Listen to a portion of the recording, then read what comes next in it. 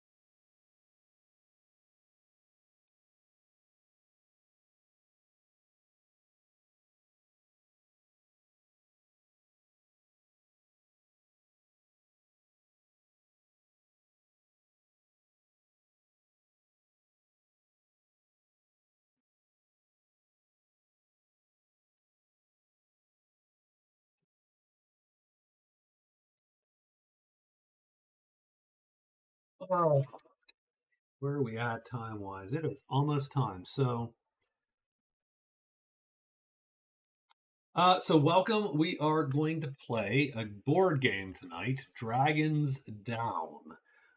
Dragons Down is a Kickstarter. The link is in the description of this here.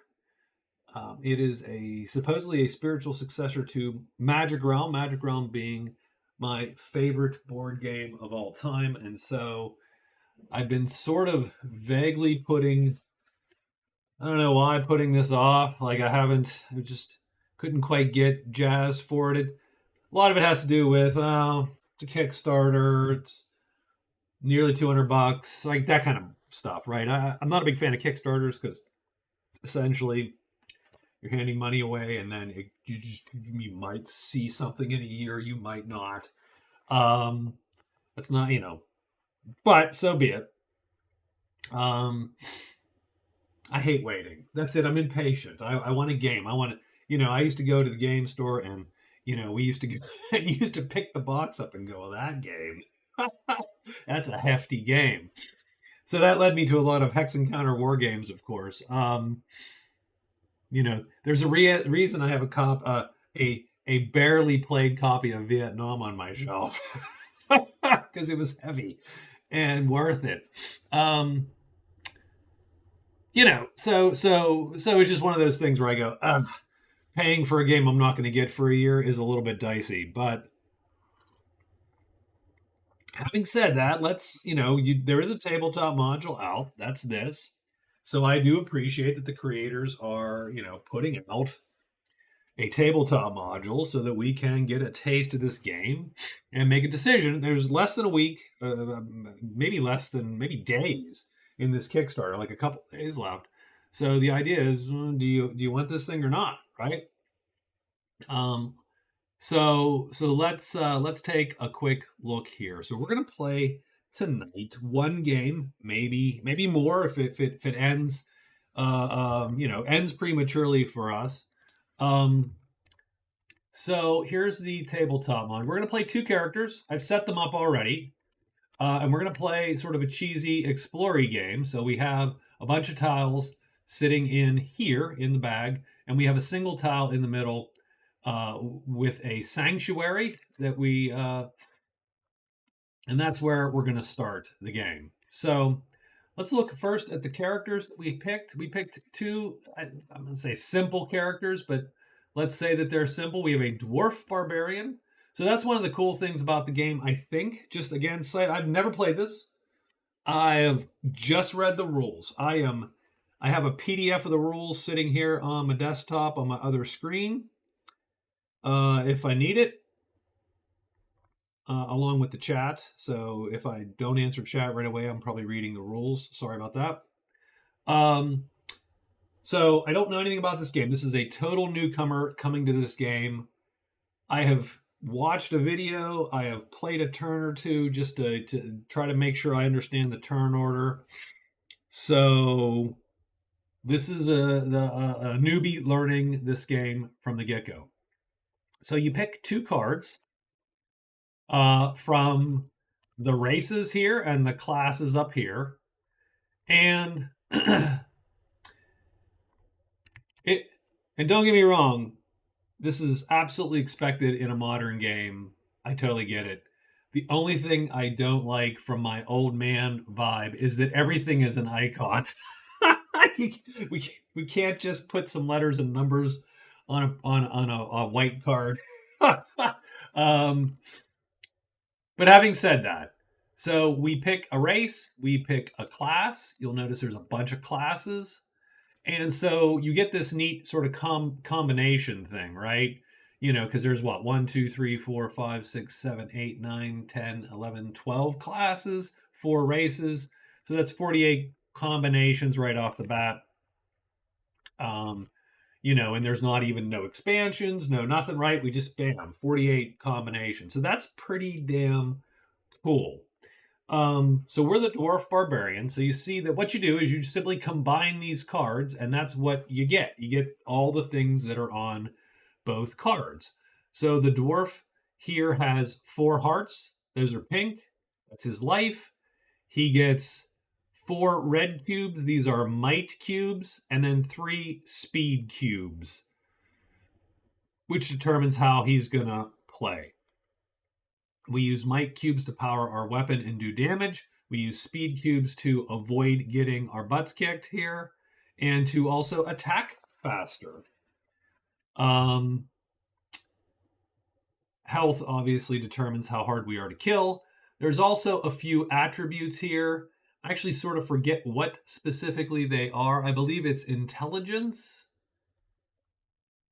Now let's look it up real quick so I'm not saying the wrong thing here. It is intelligence, wisdom, and charisma. There you go. And that makes sense, right? The mask. And all that is for certain aspects of the game, like haggling. Certain characters might value certain of these more than others. So higher the better. The dwarf barbarian is not super smart, but he's smarter than he is wise, and he's smarter than he is charismatic. He looks rather stern, so I could see that. But very combative. He also starts with an iron helm, and he starts with an axe. I don't know how great that is, how awesome that is, but the axe requires him to use, I think, 3 of his cubes, potentially using a 4th cube. It's sharp, and so we'll see how that goes. The dwarf also gets, so as a caver, he does not lose an action in caves, so that's good. So that means he can traverse caves more easily than other characters. And when he's in the mountains, he gets to reroll 1 die during his search actions, meaning that the dwarf more quickly finds crap in the mountains. Our second character is a human cleric. So the human cleric has a much different outlay. Now you'll notice we both get 7 cubes, but the colors of those cubes are different, minus the pink cubes. Don't worry about the pink cubes. Pink cubes don't count, but I think every character ends up with 7 total cubes aside from their health. So we have 3 speed cubes, 2 might cubes, and then 2 colored cubes here, 1 white and 1 white or green, which I picked white. So I get to choose. Those are magic. And the cleric gets 2 spells, and I picked Turn Undead, which you see takes 2 white, and Heal, which takes a single white cube.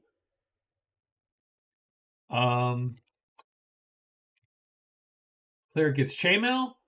Cleric gets a mace. You can see they can sort of power their mace. They cannot overstrength their mace, so they're only going to be able to do, I think, 2 damage with the mace. That's max. Cleric is, I mean, she's not going to be a great fighter, but she's going to maybe be able to deal with undead. The cleric here gets an extra phase in civilization. So we start in the sanctuary, so that makes sense for her. And divine protection, which is you may reroll a treasure site result when they're in a clearing containing the altar, shrine, or monolith treasure sites.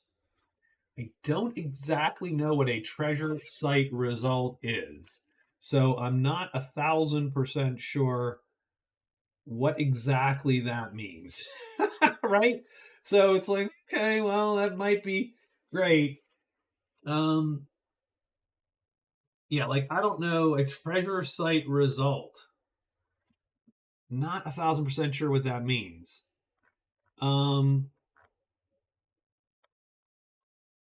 So, I mean,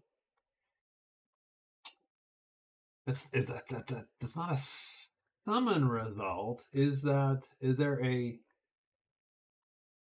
and there's only 1 unique treasure site. So that's one of the only things that I am not. So again, just a read through the rules. The rules are short. It's like 17 pages, so easily digestible. So that's a bonus. I do see where it's trying to, I'm going to say, emulate Magic Realm. That's a bit unfair to the game design. I don't think it emulates it, but it does. It is inspired by it. So you can see a lot of the same types of actions occurring. So I think the goal is to give you that feel of all those things you can do in Magic Realm, while being a slick, modern, quick game, right? Now, the detriment to that is there's some things that I find vague, like what is a treasure site result? Why the hell would I want to re-roll it? Um, is that any die result on a treasure site? Is that a right? That kind of thing. Is it? So I just don't quite get some of the bits. And unfortunately, I did not watch enough of the right videos to see that in action. So I'm not 1,000% sure what that means. So we're just gonna roll with it. Whatevs. We're gonna roll with it. We're just gonna do what we do. So the actual turn sequence in this game is pretty quick and pretty easy. We're playing just the explore game, so all the tiles are hidden and we have to draw them and explore with them. Done. What we have here is the priests. So you're going to see the high priest here and his acolytes. We're not really going to deal with them much. The scholar is here though, and we may certainly deal with the scholar. So let's figure out our day. So there's a turn order bag, and we put our chits in the turn order bag. What we're going to do actually is we're going to put, I'm not going to bother with that since there's 2 players.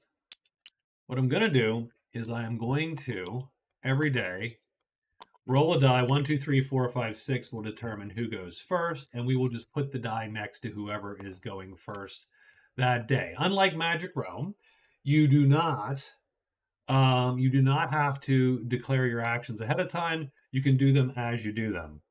So we're going to just do day 1. Oops, wrong button. We're going to do day 1. We'll roll the die. It's 5. So the Dwarf Barbarian is going to go first. So it's day 1. So you get 4 actions. I am going to make the assumption here. I'm gonna say that the Dwarf Barbarian, the gruff Dwarf Barbarian, is just going to walk the hell out of here. He's not even going to bother with the sanctuary. I want to find my dwarves. So what he's going to do is he's going to do 1 cube. You can put the cubes obviously next to stuff. Oh God, they just snapped. I hate that a little bit. Do they snap, but they don't grid? Okay, that's fine. That's perfectly fine. So I am going to explore. So I'm just going to put his used cubes over to the side here. So he's going to explore. That's going to allow him to grab one of these tiles. And all you got to do is you got to make sure everything matches up so that the roads line up together, as a for instance. And he's going to, that's perfectly fine. So he explores, that's one of his actions. And then we are going to use our second action to move in there. Now, as soon as you move in, you have to draw, and I embiggened these there a little bit. You've got to draw, this is the woods. You can tell by the green. We have to draw a woods tile. And then we flip over the woods tile. And it is treasure. So the dwarf is going to grab actually a piece of treasure, which is sort of cool. So he just gets a piece of treasure. So the dwarf barbarian starts by grabbing treasure, and he gets the bracers of vigor. So the hero may place 1 brown action cube in a might box. This cube can come from the hero's healthy box and does count against his combat round limit. So you can normally play 5 cubes in a given combat round, but he can play one of his speed cubes, right? One of his speed cubes in a might box. Which means that he could. So interesting. I'm not exactly sure how I feel about that.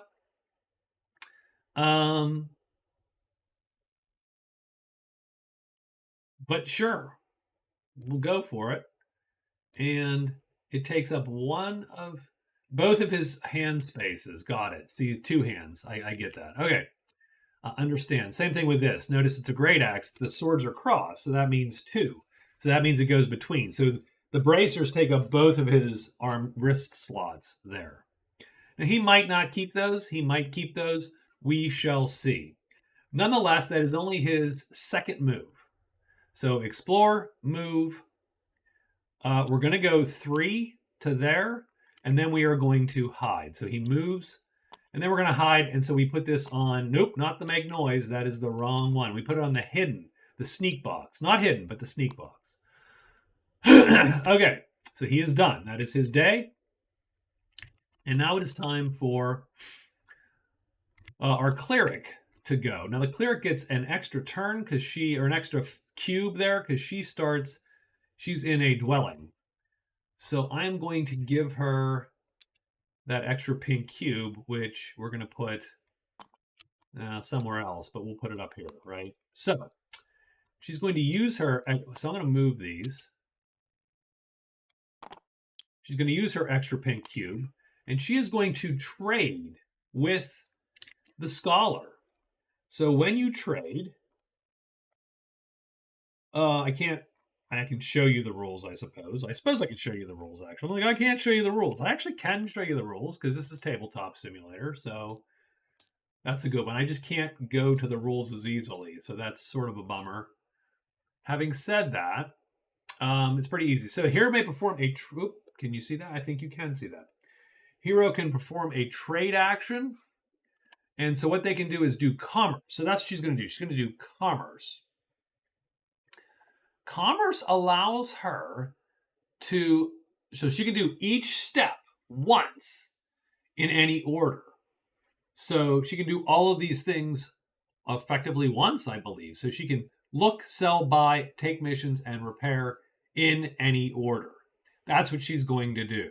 So she's going to look to see what he has, see if there's any missions she wants, and see if she can buy well, she can't really buy anything because she has no money because she starts with a lot of gear and a couple spells. And I think that, so unlike, say, a Magic Realm, again, so you'll hear me say that 1,000 times, unlike a Magic Realm, where everybody starts with 10 gold and then you're penalized at the end based on what you started with, here you were not penalized at the end. Instead, at the beginning, certain characters don't get any gold and certain characters have gold. So strangely enough, probably the Barbarian should have tried a trade simply because he has 17 bucks. Maybe they have some bitchin' piece of armor or something that he could wear. But we're not going to worry about that. We're going to just let her do her thing. So she is going to look at the scholar's bits here. So we're going to just take the deck. And maybe we search through it. That's sort of crappy. That's a bad. So he has all Piner. So that's a mission. Enter a clearing on all 5 mountain tiles. Complete the mission at the keep. Okay. Food nail. Deliver food nail to the next civilization location in an alphabetical order, even if that location is not at the map. So I'd have to figure out, this is the sanctuary. So I think the keep. Supplies. Deliver supplies to the next civilization in alphabetical order, even if not on the map. Complete the mission at the location. Now, so she has Spider Smiter, kill 3 giant spiders. She can buy a shield, leather helmet, potion of healing, a symbol of greed, which heroes may perform 1 loot action, does not account against her. So it's a free loot. So go with Alchemist Mixture. Permanently replace 1 color magic cube with another. That's sort of damn cool. And then Touch of Black Arts. 1-time use. The hero receives 1 black magic cube permanently. So none of those suck. It's pretty good stuff. Now, I don't know. So for instance, is there a food and ale, like, do I have to carry the food and ale? Is that like a thing?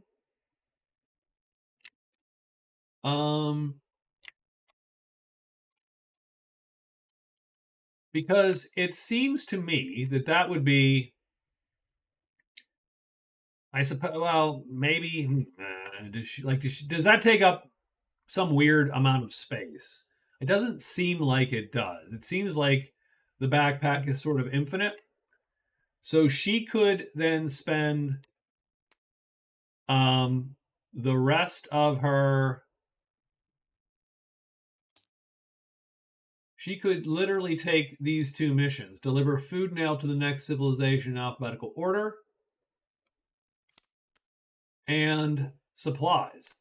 So she could take both of these because that's the same civil. That's the same place. I mean, maybe. I think I'm doing this correctly. I don't know for sure.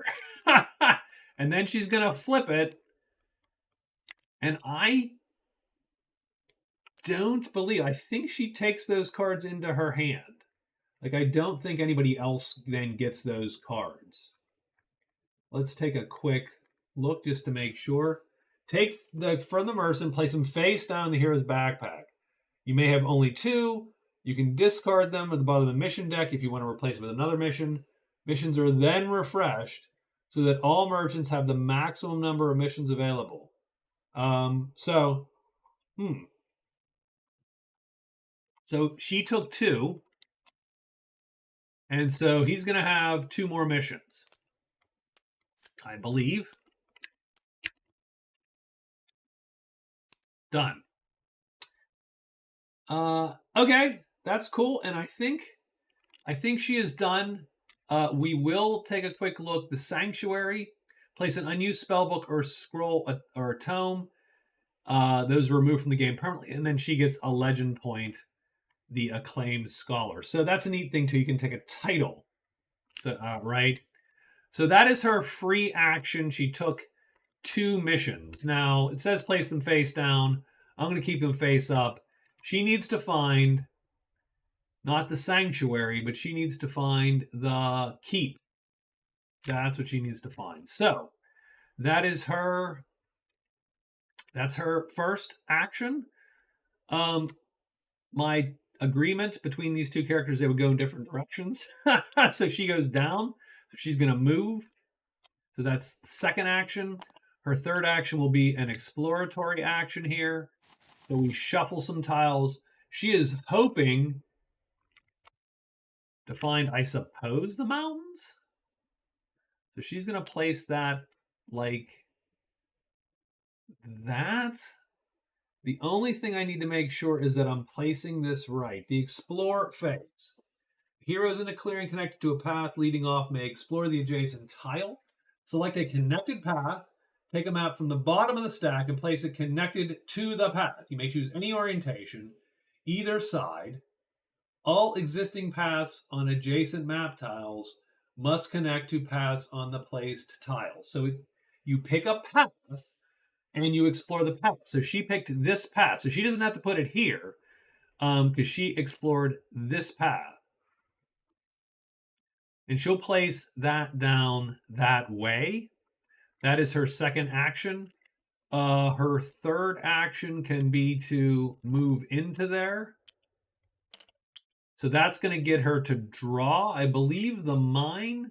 So the mine is a civilization tile. So see the white? So the sanctuary is next to the mine. The mine is a civilization space there. The mine has the caves. I'm sorry, the caves. That's not true. The mine has two of these tiles on it, and I think it does have the dwarves here. So we put the mine there, and we roll a d6, re-rolling fives and sixes to determine where this thing went. 2. So the mine is in 2. So the mine is there. The dwarves are there.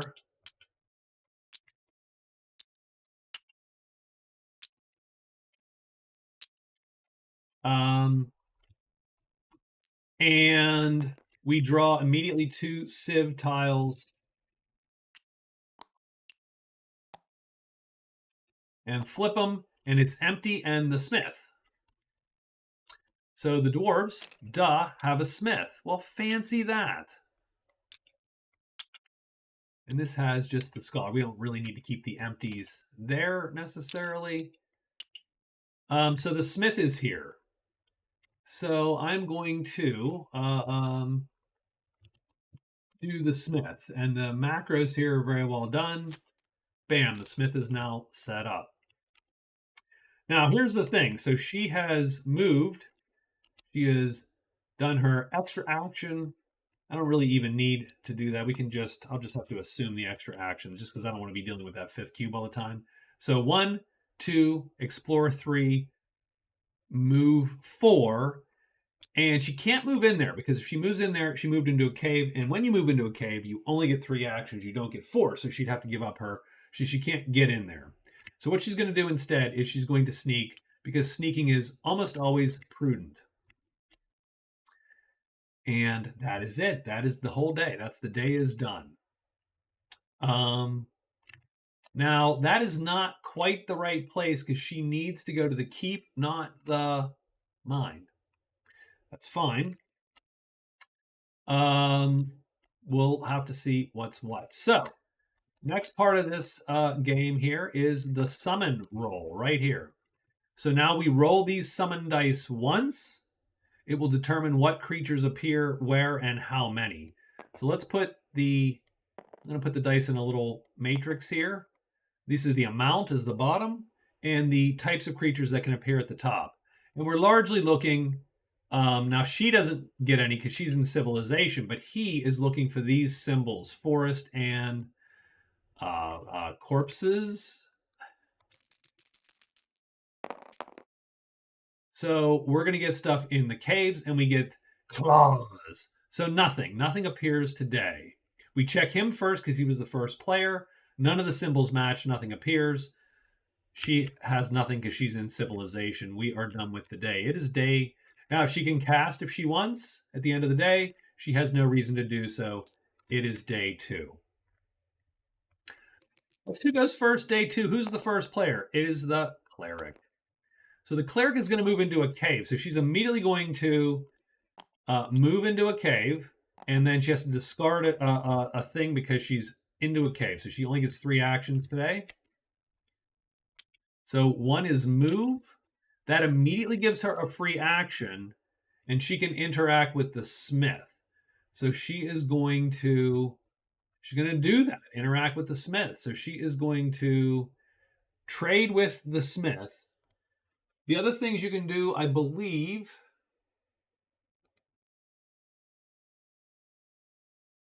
well, actually, I don't think it matters. She can do anything she's allowed to do. She can do in a civilization space, right? So I don't think it is limited to any turn they're in a civilization location. So she could use that extra move to move. So I moved in, I threw away this chit. I actually get it back because she's in a place. So she's going to trade, obviously, with her buds here. Just to see what the smith has. There's no reason not to. She might want to discard her missions. Who the heck knows? Let's search this deck and see what's what. The smith has Bat Hawker, kill 3 bats. Band charts, deliver the band charts to the astrologer. A staff, a buckler, a breastplate, dagger, longsword, another dagger, a shield. The symbol of motion, which gets her a move action. Super good, by the way, I think. A spell scroll, so she could learn a spell. The other thing is getting her hands on this scroll would be useful because you can turn it in to get the sanctuary, the sacred grove, and a symbol of vision gives you an extra search. So everything that gives you an extra turn or extra phase is good. So the spell scroll, I believe, let's read the thing, contains 1 spell. Hero performing the trade action with a merchant may reveal the spell book to all players in order to draw and secretly look at all the spells attached. So she can there you go. So she can look at the spells. So she gets to, because that's the cost of this thing. So this spell is a soul save. Undead attack the hero must reroll a hit. That ain't bad, by the way. Nothing wrong with that. It only would cost her $1 to get that, by the way. Doesn't suck. So she is not. So the thing is, she's not going to sell her chainmail or shit. So she's going to put this back. I'm just going to leave this spell here so that I know that it's associated with this thing. It's a little awkward because it's still in there. I mean, so and actually I can actually put this here. There's no reason to hide it because it's just me. Right? It's like whatever. So that's her trade phase. I don't think she's actually going to do anything there. So she has 2 actions remaining. I'm going to get out of the cave. And I'm going to sneak again. So she moves out. She sneaks again. That's her day. It is the barbarian's turn. Barbarian is going to explore. So let's take this off of there. He's going to explore. So now he has to, so here's the thing. He's doing off of this path. He has to make sure that this thing matches up. So he can't put it like this because it no longer matches up. So there are some mountains. He's actually he can place it either side up. I don't know which of those. I don't think any of those is actually better for him. One is generally easier to traverse, so we'll go with that. So that's his explore. Giants and juvenile dragons can appear there. His second move is into the woods. That immediately causes him to draw. He has to draw from the mountain tokens bag here. So he draws a token, and it is it's the Forgotten City. Wah, wah, wah. Ooh, that could be scary. I have no idea what that does. But it looks really scary. Let's take a quick look.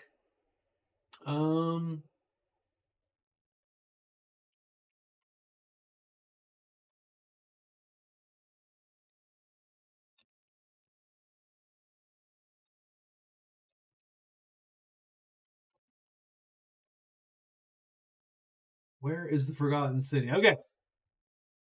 So, if the token shows either the Forgotten City of the Dwarven Runes, take 1 additional token from each terrain setup card and reveal them. Repeating the above steps for each newly revealed token. So, this is much like the Lost City and Lost Castle. He takes 1 of everything and he's going to put it out there. So this could be a lucrative or super dangerous. So there is a gate in 6. So gates attach to other gates, of course. There is an item in here. There is a site. Ooh, spiffy. Okay. So the item, he just gets an item. So that's sort of a no-brainer. He just takes an item, flips it. It is the hand axe. Sure. The nice thing about the hand axe is if he needed to, if he say found a great shield or something, he could swap out for a hand axe. He's not going to do that. That's crazy. He's a freaking dwarf barbarian. He uses 2 hands for everything he does. I don't know what. So I think a site chit draws a site from the site. So let's make sure that that's true.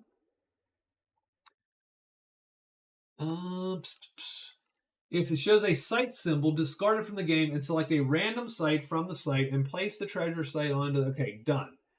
So in other words, we're going to draw from here. So the trove is here. So this site token goes away. I believe that this item token is no longer necessary either, but whatever. I'll just put these aside somewhere in discard land. Let's call that discard land. The Trove appears in 2, so the Trove is very close. I don't know if the Trove is a cave, or if it just came with the cave. I don't know. But the Trove is in 2. Trove setup. So the Trove has the Great Worm in it, potentially. That Great Worm could be dicey. Trove also has some treasures. I don't think the Great Worm appears right away, though. I think the Great Worm is sleeping.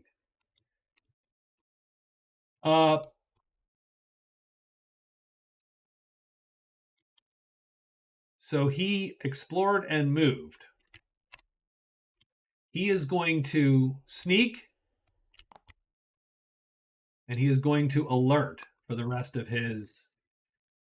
Now, having said that, he could move in. So you know what? We're not going to alert. We're going to sneak, and then we're going to move in. And the reason we can move in is because, oh, no. You cannot move in. That is not, I don't think that is a cave. I don't believe.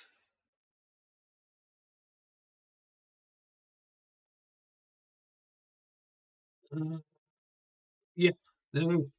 So I don't think it doesn't make, it just tells us what terrain pack it's from. It doesn't actually make this a cave tile. So that's fine. But he is not going to move into there. Instead, he is going to sneak and he is going to alert. So there you go. So that's what he's going to do. And that is the end of the day. And let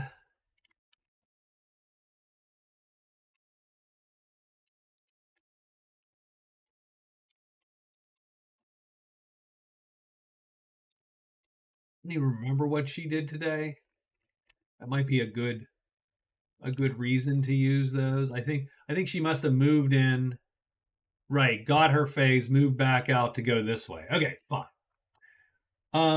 So let's roll the summon dice. We got a little bit going on here. So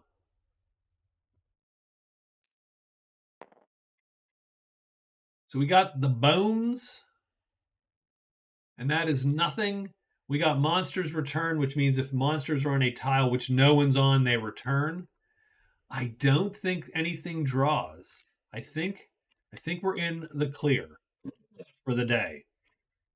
So that is day 3. Well, day 3 is occurring now, I should say.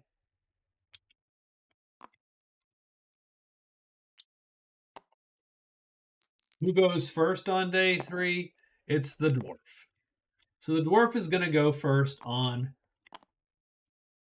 day 3. And he really wants to get at this trove, I think. I think that is important. So moving into the mountains costs him 2.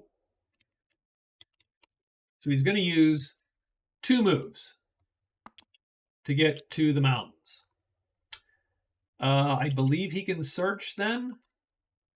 So into the mountains, because you got to find the trove before you loot the trove. And so searching, we want to get 2 hourglasses on these dice. But, he gets nothing. That sucks.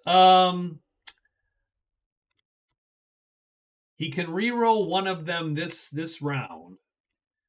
Just one. And he needs 2 hourglasses. Nope, he gets nothing. So that's going to determine what he does. Because if he got 1 hourglass, then it might behoove us to search again to re-roll the other die. Because in a given day, which I think this is clever, in a given day, your searches carry over. So let's say you roll. Let's pretend I rolled that. Well, I didn't find anything. But if I use another phase that same day, I can re-roll this die. and I would find something. So that would take me longer, but I could ultimately find a thing. So if he would have rolled 1 hourglass, it might have been a good idea to search again to allow him to try to find the second hourglass and the 2 clues to actually get the trove. Having said that, in this case, it behooves him to sneak to avoid the monster, which may or may not attack him at that point in time. So he is done. Our cleric needs money. She needs stuff. So she is still looking for the keep. So she is going to explore. That will be her first act. Her second act will, well, let's see. Well, let's explore. Let's not be hasty, my brothers. Let's not be hasty. The dark passes. So she has to place it. So she can't do that. She will flip it just to see. It turns one of those passages into a secret path. So it doesn't really help her much.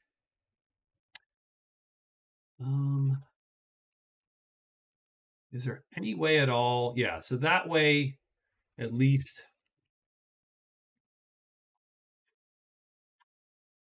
So, okay, so she used her first action to explore. She uses her second action to move into the cave, but that's going to actually burn an action for her too, because the cave kills an action, because she only gets 3 actions because she touched a cave. It's a little clunky in retrospect. And to have to retro that, but it is what it is. I get it. And being able to do your move and not plot it ahead of time allows you to do this. You can't do this in Magic Realm because Magic Realm, you have to write your move ahead of time. So her choices are to get out of dodge and hope not to meet anything,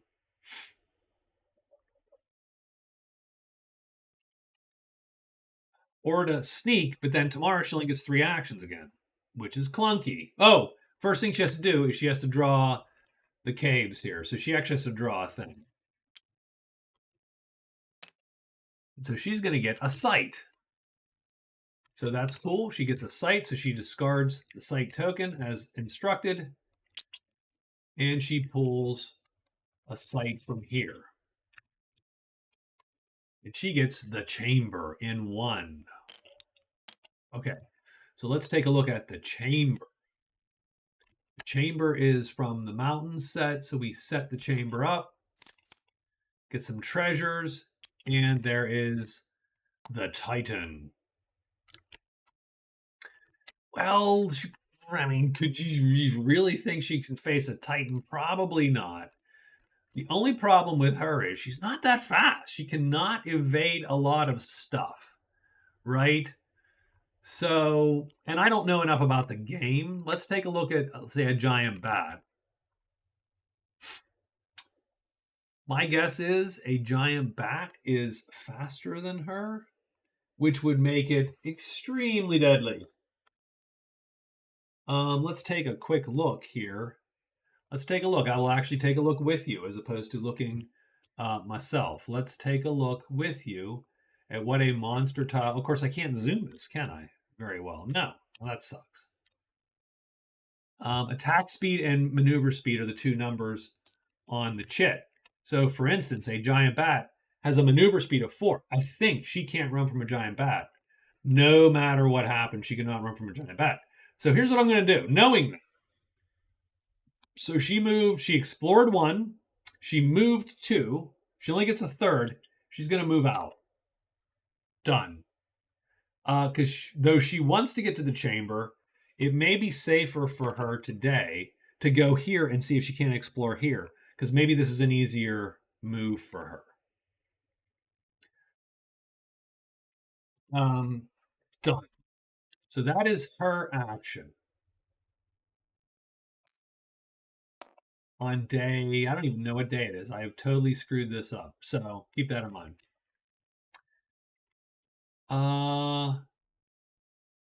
And the dwarf already acted, so he was the first guy. So because he moved and tried to search, and So she moved a third time, and that was it. And her fourth chit got eaten by the cave. Done. So that's it for the day. We have monsters to summon. Oh, womp womp. Two monsters show up in the woods, and we get a monster. I believe we get the site guardian of any sites that we are at. So let's take a quick look at those dice.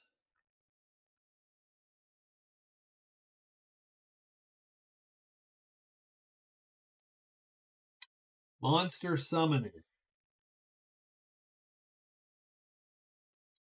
The monsters. If the treasure site symbol is rolled on one of the dice and the map contains one or more treasure sites, then guardian summon. Move all guardians on the setup card or in the map tile to the clearing containing the matching treasure site for that guardian. If the treasure site rolled, if the treasure site symbol is rolled on one of the dice, and the map tile contains one or more treasure sites, then guardians summon. I assume that's summon. Move all guardians on the train setup card to the clearing containing the treasure site for that guardian. Sure. So, who is the guardian of the trove? Looks like a dragon, right? Oh, great worm. Okay.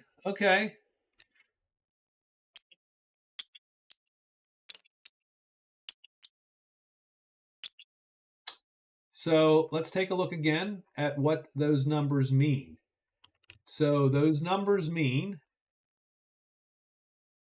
he does 3 damage plus 1 sharpness, so up to 4 damage. Mitigated by armor, but up to 4 damage. His attack speed is 2, his defense speed is 2. His health is 4, and he is armored, so he takes a sharpness star off of whatever hits him.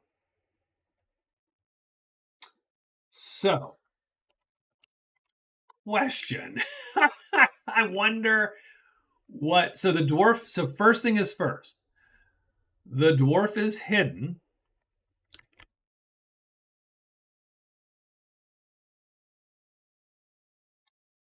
I believe that he has to. I believe we have to right now roll to see if he is blocked and attacked by our guy.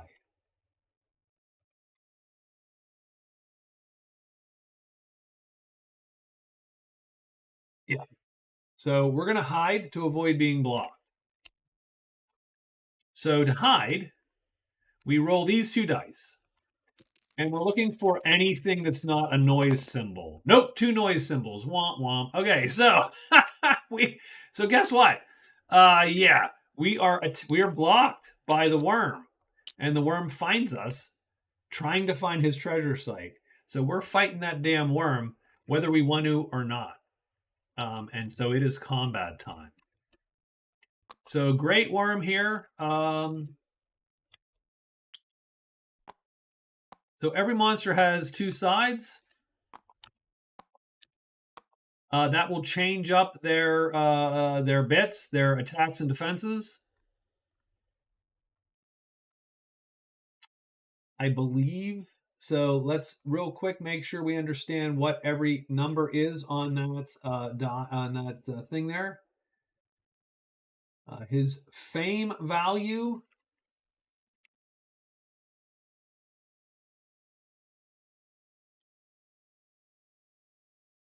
So monster name is Great Worm, right? His attack length is none, I believe.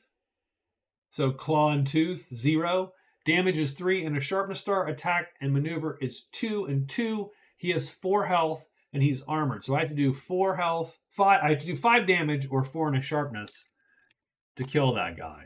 Or 4 damage with no sharpness. So I have to do 4 damage effectively. Or he flips and he casts a fireball at me, which I have no flipping idea what it does. But it does say as per the spell. So I'm going to copy this card. and then paste it next to me to see what the hell it does.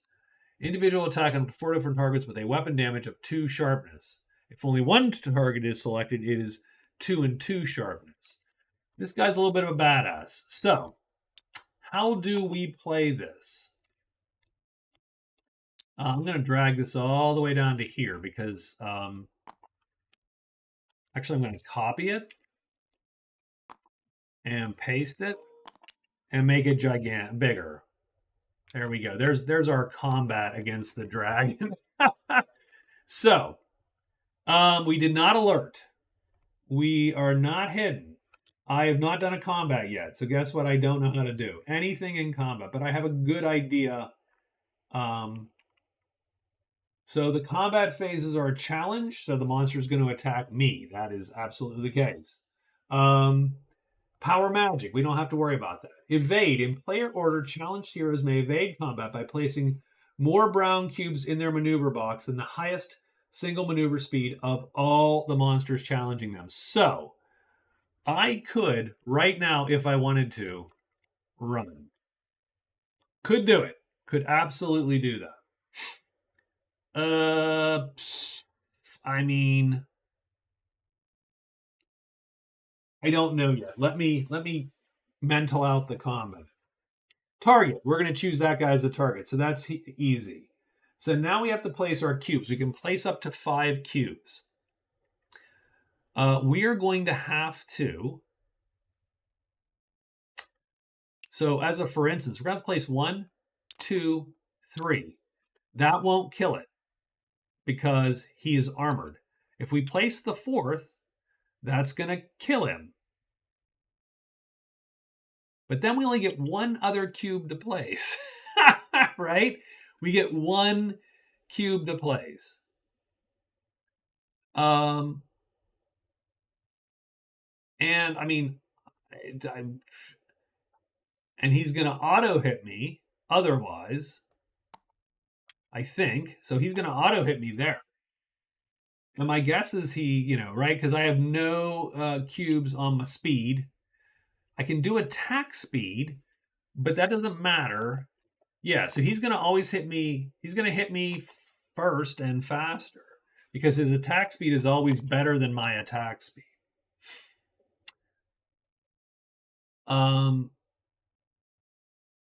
I could place 2 and not kill him. That doesn't make a great deal of sense to me. So it looks to me like I'm getting hit here.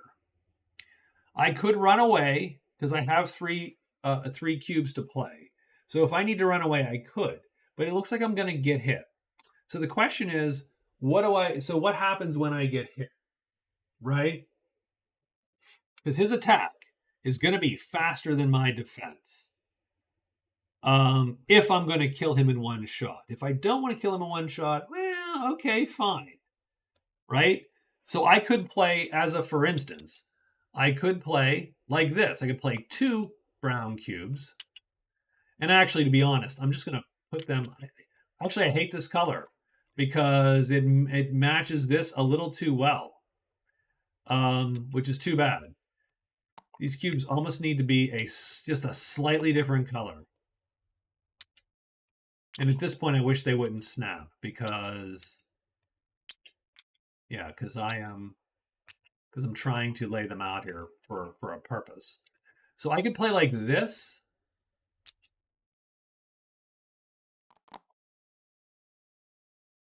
And that would do 3 and a sharpness. The sharpness goes away, which means I only do 3 points, which means I wound the dragon and don't kill him. But he doesn't auto hit me.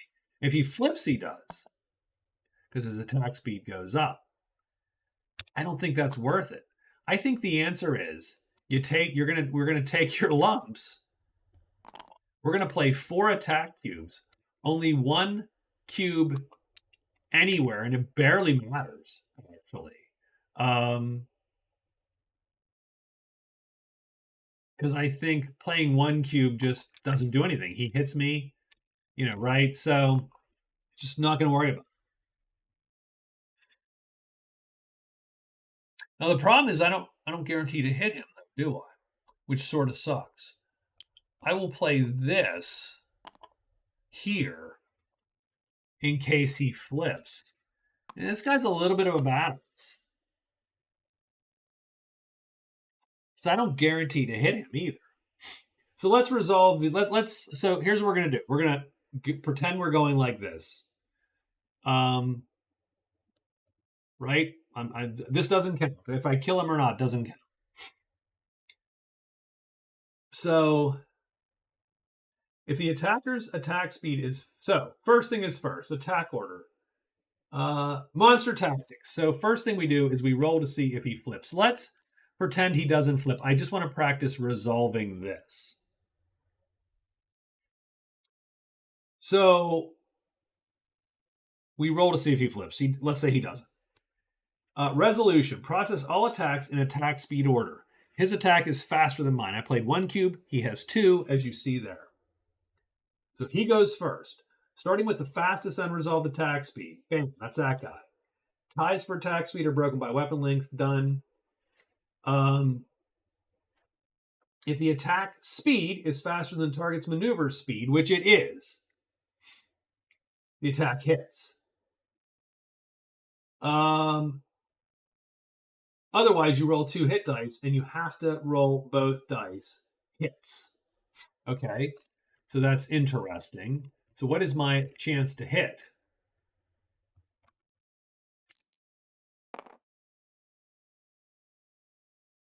That one would hit, and that one would hit if it's equal speed, which, okay, so interesting. So this battle is dicey because he's going to pop me. I am going to not necessarily hit him. If I do hit him, which is whatever chance, so let's see what these dice actually have on them. So there's a blank face. Oops, I don't want to roll it. I don't want to roll it. There's a blank face, 1 hit, 2 hits, an equal hit, 3 hits, blank face. So I believe it looks to me like there are 3 hits. Looks to me there are 3 hits, a hit on a tie, and 2 misses. So it would be it looks like a 25% chance to hit him if I cannot tie his attack speed. So if I'm shittier, it's a 25% chance to hit. If I am equal to his attack speed, then it's a 2/3, it's a third and a third, so it's a 2/3 of 2/3, so 4/9 chance to hit him. So it's 44.444% chance to hit him. And if I beat his defense speed, I should say, then I hit him automatically. So that's sort of interesting in that you can go for broke, right? You can just go, screw it, don't know, I might be able to hit him, and you guys still got a 25% chance. So still 1 in 4 chance to pop him. But he's going to hit me first. So let's see what happens when he hits me first.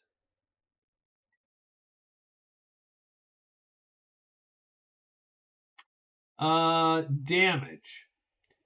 If a weapon, count the number of cubes on the weapon card. So he does 3 and a sharpness star. Add this damage to the number of sword icons. Right, done. So he would do 4 damage. One of those is sharpness, so 3 plus, right? If the target is armored,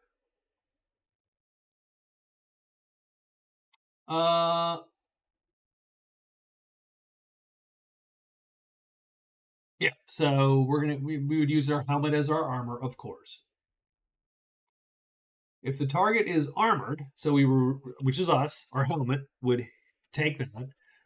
It's reduced to 3 damage because we take off the sharpness, much like in Magic Realm. The actual damage is higher than the shield icon. 2. Yep. The armor is destroyed, removed from the game. And then we take a wound.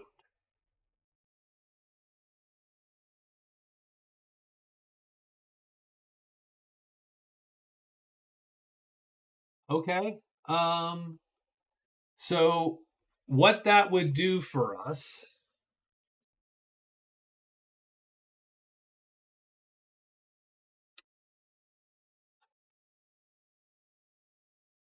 So here's how this goes, is my guess. Okay. So this is my I'm not going to calculate the probabilities per se, but I'm going to think about what might happen. So I cannot match his speed. I cannot beat his speed. I can match his speed if he flips.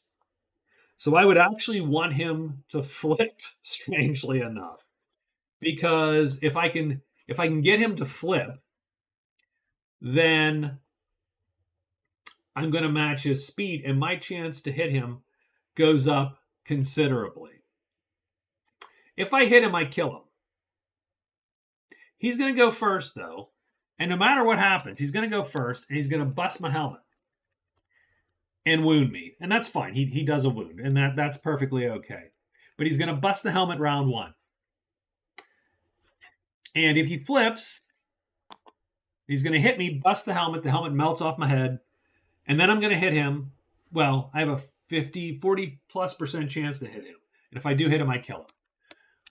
Here, I have a 25% chance. What's the chance of him flipping? I have no idea. Let's go look.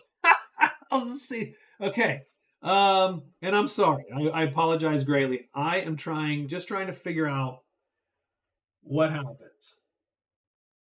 For each monster in the clearing, roll a single high die, and if it shows a monster symbol, flip the monster counter over.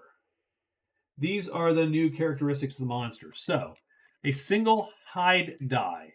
So here's the hide die. I see 2 symbols. So let's go. Count. So 1, 2, 3. Oh, don't. Okay, sorry. Nope. Bad, Chris. 1. Darn it. Okay, bad, Chris again. Okay. Let's try this one more time. 1, 2, 3, 4, 5, 6. So it looks like a third. So there's a 1/3 chance that this guy flips over. About a 33% chance this dude flips. So there's a 1/3 chance that I have a 44+% chance to hit him, and a 2/3 chance I have a 25% chance to hit him. And if I don't hit him, if I hit him, I can kill him. If I don't hit him, that's bad. He's going to bust my helmet no matter what, and he's going to wound me once no matter what. I can flee next round, though. So it really comes down. So this battle comes down to, does the dwarf want to take a shot? So it's literally, I don't know. You want to take a shot or not, man? And I mean, he is a barbarian. He's not a berserker, which is unfortunate, but he is a barbarian. He could plant that darn thing right in that dude's. Okay, he's doing it. Okay, so we're going to play our cubes like this because that's going to give us the best chance possibly to kill this guy. That will kill him if we hit. We roll to change tactics on the monster right now, so we're looking for a red bat symbol, baby. Red bat. No red bat. He doesn't flip. Damn it. He hits us. He hits us in the head.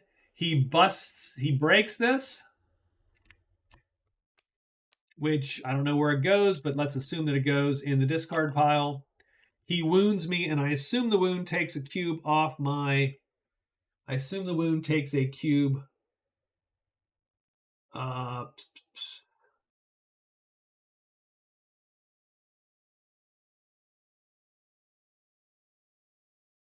wounds.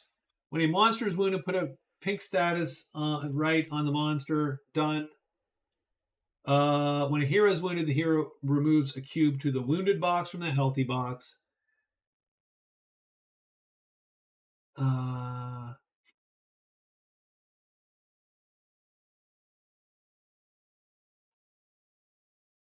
Let's see. When a hero is wounded, the hero must immediately remove a cube to the wounded box from the healthy box. The attack speed boxes, the maneuver speed boxes, spell boxes. If the wound forces the player to remove a might cube. So I assume, by the way, I assume he can.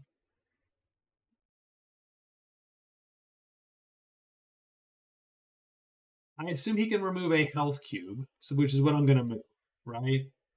Um, let me make sure. I don't know where to.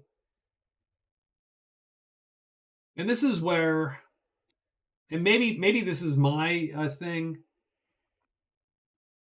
I argue that why don't you occasionally, just every so often in your rules, pepper them with a clarification, right? So, for instance, a hero must move a cube from the healthy box to the wounded box. Typically, you're going to move your health cubes first. Done. Right? That's what I'm doing. That's what I'm going to do. I move a cube down. So he took a wound. Done. Ow. The dude didn't flip. He hit us. He busted our helmet. And now we've got to hit him. So this is for all the marbles. If we see two hit things, we've got him. If we don't see two hits, we do not. We miss him. That is too goddamn bad. So we miss. And the round is over, and everything, I think, moves back to where it's supposed to go. But the worm is still there. I think now we're going to play our 3 cubes and get out of dodge. So now we're going to run by playing those 3 cubes in round 2. So our dwarf is running. He's not blocked anymore. He's running. He lost his helmet. He took a wound. That's it. That's it for that battle. Well, I think we copied this card, so I don't think. Yeah, we can just delete that card too. So that's the end of the day for us. We took a little bit of a hit there. I mean, it actually wasn't a great fight to take. We probably, if we were playing, Magic Realm style, you'd have probably fled from that one unless you were hidden or had some other way to deal with that guy. But in the meantime, we are out of dodge. And so I believe it's going to be the next day. That will lead us to rolling to see who goes first today. It's a 3. The cleric will go first. So the priestess goes first. And okay, so she still needs to find these guys. She's going to get 14 gold if she does. And I don't know what the symbol on the mission card, the other symbols on the mission cards are exactly. Let's take a quick look. Mission types, atrocities, expeditions, and quests.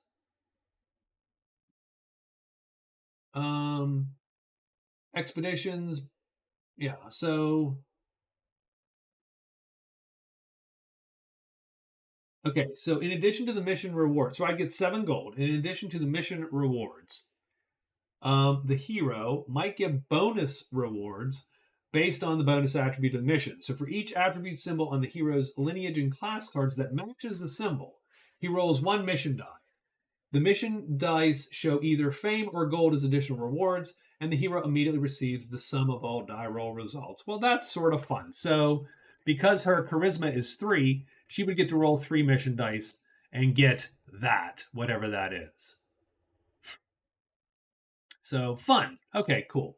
So that's her thing. The cleric is on a delivery mission. She's carrying the sack, mace over the shoulder, clunking on in the chainmail, looking for the damn keep, which she cannot find. So she is first today. She's going to move and explore. So those are her first 2 chits are move and explore.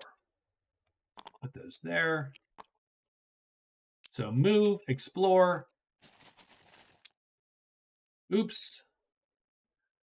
She cannot place that. So that unfortunately goes away. Now the only bad thing is, oh, you know what? Oh, no, that doesn't matter.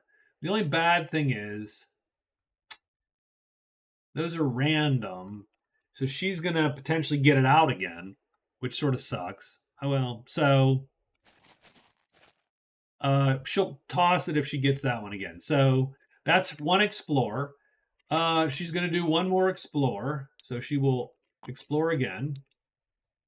I think she got the ancient hull again. Hold on. So she's going to put that aside and draw a new one. Because she needs one with 3. That one ain't it.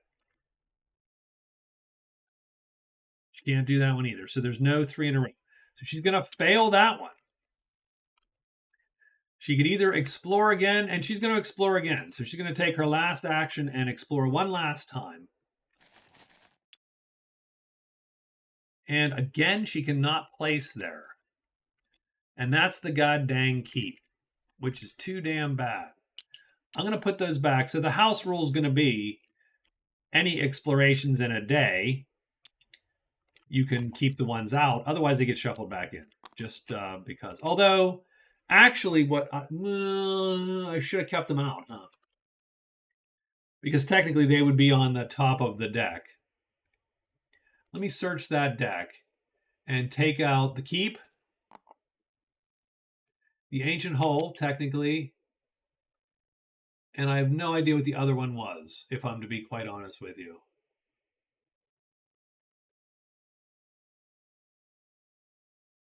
And should she, yeah, there are ones she can do. Not as many as we would hope, but there's a couple she can do. I'm going to say she pulled the Black Caves. Done. I don't think she pulled the Black Caves, actually, so hold on. I think she pulled a Woods tile. Elder Woods. There we go. So those are the ones she pulled, and those are going to stay out until we're done, because those would go on the bottom of the pile.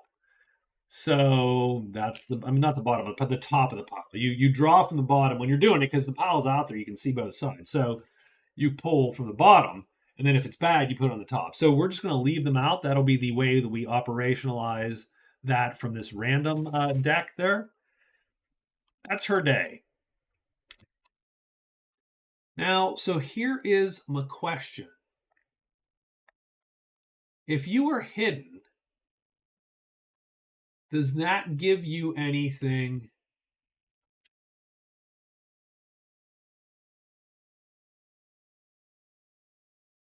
I don't think it does it?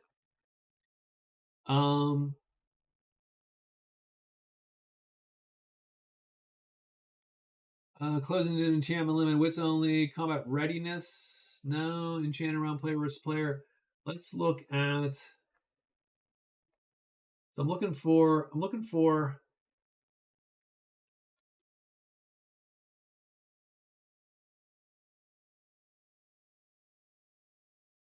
Hidden heroes do not participate in combat, may not attack, may not be attacked. So you have to become unhidden to attack. So literally to fight. You cannot jump out and attack a guy, as far as I understand. That's fine. That's fine. I don't even. I'm pretty sure. I think that's okay.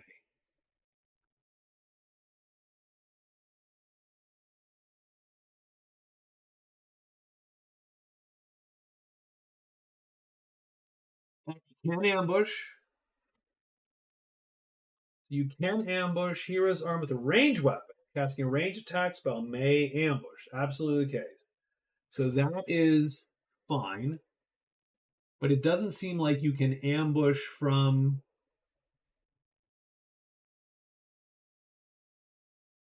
Jump from hiding with a melee, not being attacked, because you have to come unhidden at the beginning of the challenge round. Done. Okay, that's cool. I got it. That makes sense. Our dwarf could, you know, I mean, you can go in and not be hit, but you're going to get attacked, and that's going to suck because he's unarmored, and he knows he's going to take a hit from that guy. So I think what he's going to do is the dwarf is going to go 1, 2, 3, 4. He's going to walk all the way back. That's going to be his day, and that's fine. That's the day. And no one rolls because we're in a sanctuary. So all good. I don't even know what day it is. I might have missed a bunch of days. Who the hell knows? All right. So that's good. We are done. So let's roll the next day. 2. So she's going to go first. So knowing that the keep now is there. So hold on. So oh yeah. So that does change. That changes that disposition. So that's cool. That's always fun, right?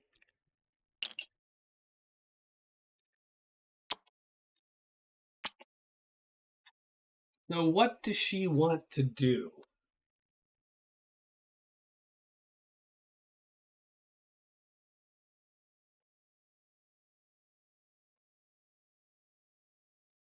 Does the sanctuary change if we unlock this and flip it? No. Yes, it does. It changes who's connected to what. Okay, I see. Okay, that's cool. That's cool. That's cool. Okay, so I think she's a little bit disappointed in her actions there. So I think this treasure can be discarded. I don't think we need it anymore. Because I think she's done with that. So 1, 2, 3, and then sneak maybe. But getting down here doesn't help us much, strangely enough. But she could enchant it and then go the other direction. That would be easier. The problem is now that the keep is on the bottom, she sort of knows that she's screwed. It's going to take the whole damn board to get out before she gets that keep again. So I do think she needs to rethink a little bit her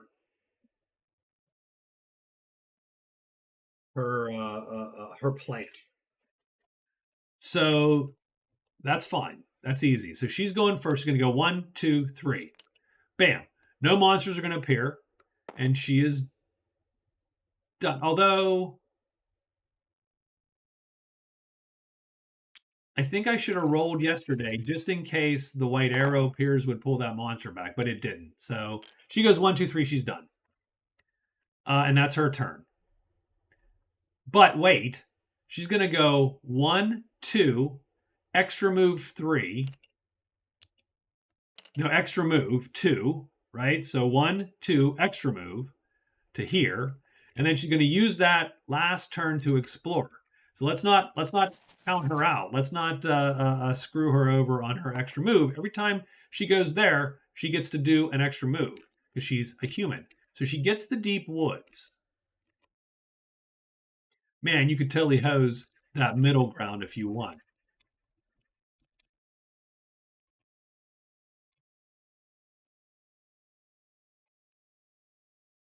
She's going to lay the deep woods like that, and that is her day. The dwarf goes. So the dwarf, he's hurting a little bit, right? I think the first thing we're going to do is we're going to trade with the scholar. So, hey, scholar, what do you got, my friend? So he's going to trade, and he's going to allow him to. So first thing is keep in mind. So yeah, scholar. He's going to wait. Does he has a hand? Right. So first thing he's going to do is look. Let's search this deck that the scholar has. The scholar has old books, Clothing, deliver the clothing, and enter a clearing on all 5 mountain tiles. Okay. Or kill some spiders. He could buy a shield. He could buy a leather helmet. Uh,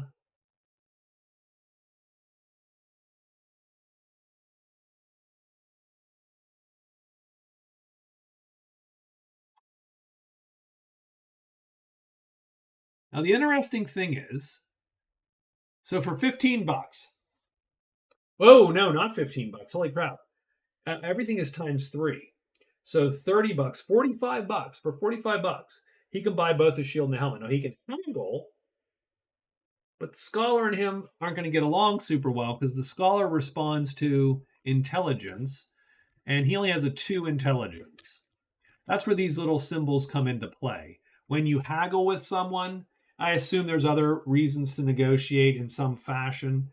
He has to roll no higher than a 2 on the haggle dice here. So see the haggle dice? So he would roll them, and that would mean the merchant shuts the door. He's like, nope, you're out. Now, if he did happen to roll, oops, nope, that's not it either. If he did happen to roll that, for instance, he would roll less, then the price would come down 1. So, for instance, he could say, I would like to buy, I think he can buy one thing. Each step may be performed once. Buy 1 item. So, for instance, he could buy a single item. So he could say, I want to buy the shield. The shield's 30. If he would roll that, it would become 20, and he would be allowed to haggle again if he wanted to, with, of course, the danger that either he rolls too high and the haggle ends, or he rolls the door, which means the guy's actually offended and says, get the hell out, and will not haggle with that guy again. Will not trade with him that day, I believe. I don't think it's forever. I believe. I think. I'm not 1,000% sure.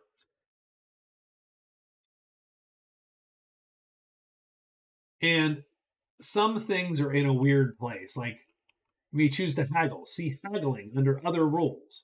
Why is haggling anywhere other than right by the trade rule? Right? Because it barely matters. For anything else, that is what we want. Other rules. I'm sorry that I'm looking up all these. I apologize. This is most of the thing. Haggling. You roll 2 haggle dice. If it's closed door, he kicks your ass out. The attempt fails. The merchant closes their door for the rest of the turn. Yeah, so done.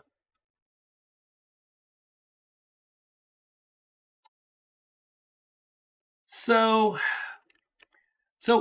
what he could do, frankly, is the dwarf could buy. He could go back to the worm, having bought a piece of equipment, and theoretically, having bought more than 1 piece of equipment, he could last more than 1 round.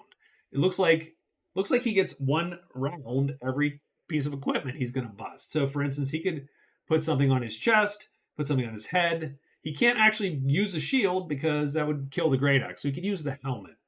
So, yeah, he would not buy the shield. The shield's a bad buy for him.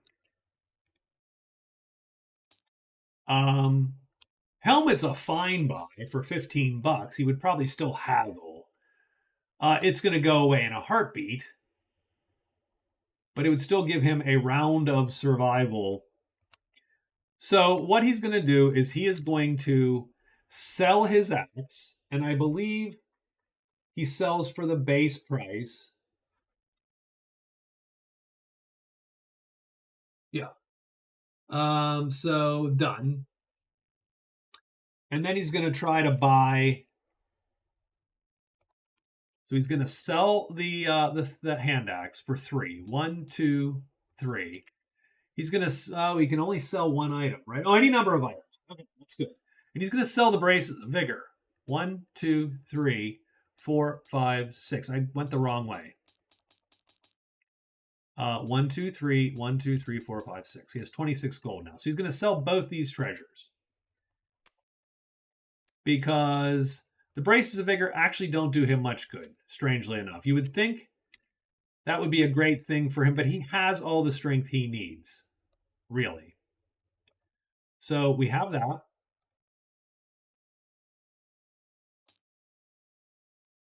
That did not go as well I thought they would. Those did not actually get on.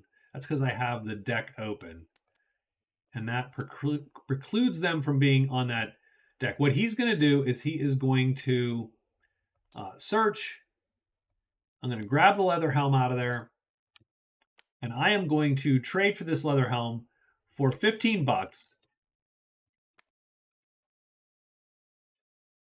I don't actually know the chance I have because I don't know what's all on these dice.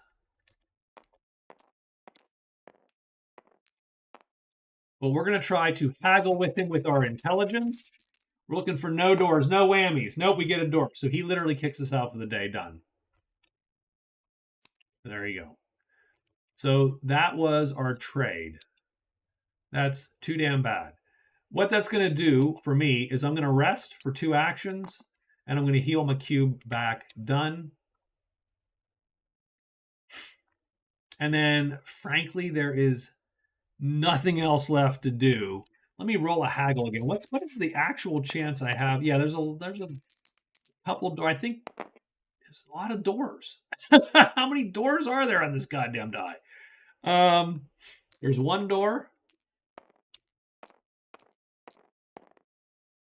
So 1 door on 1, 2, 3, 4, 5, 6. It looks like a single door. Looks like 0, 3, 4, 1, 2. Done. So it's 0 through 4. That's 5 faces and a single death on there.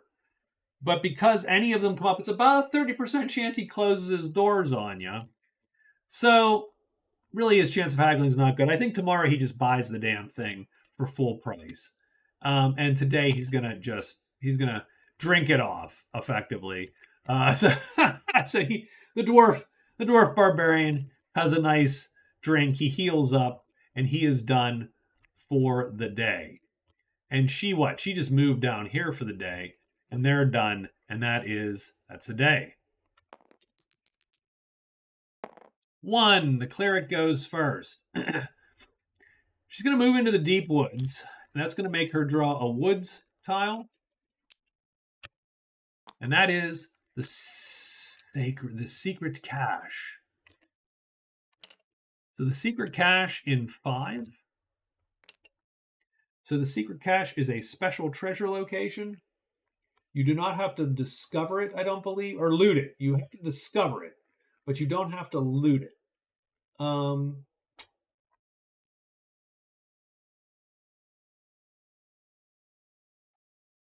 Secret cache. When the secret cache is found by a hero, it need not be looted. The hero that first finds the cache immediately takes both the deep treasure and the gold as if they had performed a successful loot action. The hero still receives fame and legend points for finding a treasure site. So certainly useful for her. That cache, that's a good thing. So that's 1. She's going to go 2. So that's 2 of her 4 actions today. Oh, she only gets 3 actions today. She started there. 1, 2. Yeah. That is true. And the secret cache potentially has what? Bandits in it. Ew. Those guys are ugly.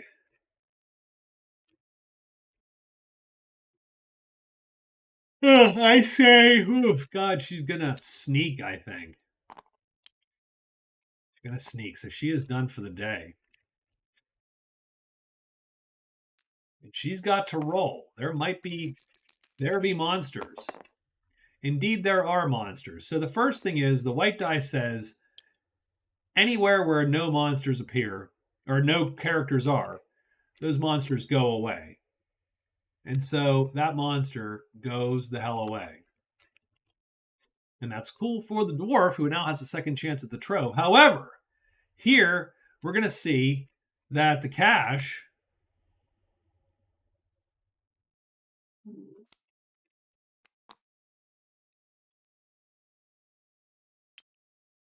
I don't know why it spread them out like that, but it did.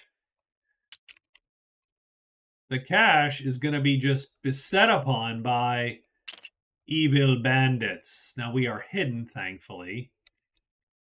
But that is a lot of flipping bandits, baby. That's a ridiculous number of bandits. And some of them are fast.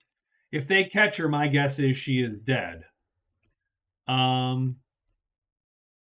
wait. We don't... Okay, that's dumb. That is my fault.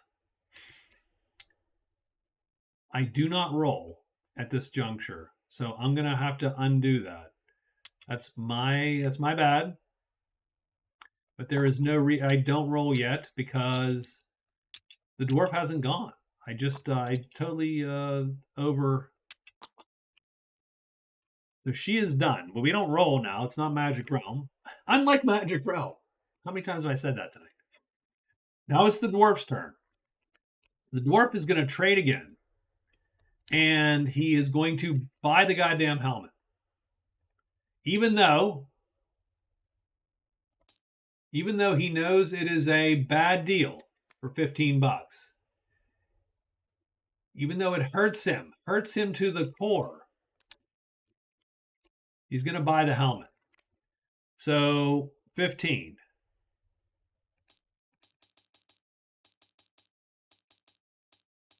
Down to 11.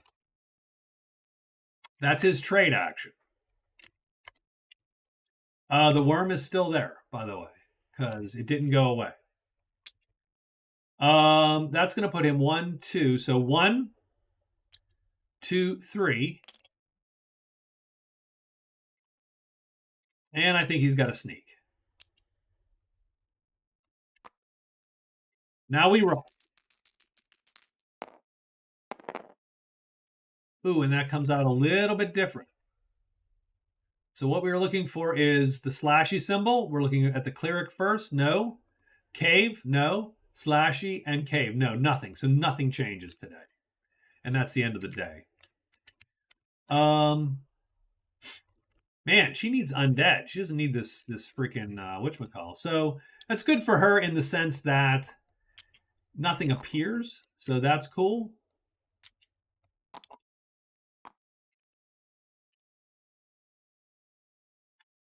And it's time to roll today and see what happens. 3. So it's her first. So she is going to search for this site.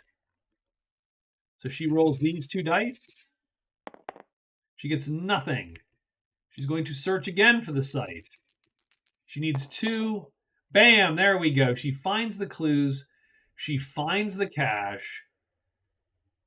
She is the first person to find a thingy. So she gets a legend point and 5 fame. And she gets 20 bucks and a deep treasure. And the deep treasure is the Ring of the Magi. I have no idea what that is, by the way. So what is the Ring of the Magi? Enchanting a towel takes 1 enchant action to take effect. That's cool. And she gets 20 bucks.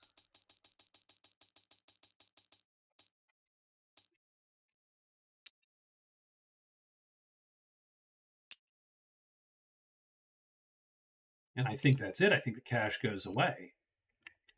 So that is 2 of her actions.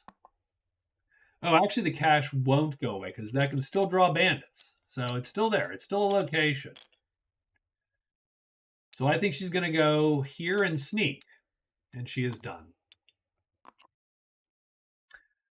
Berserker. Well,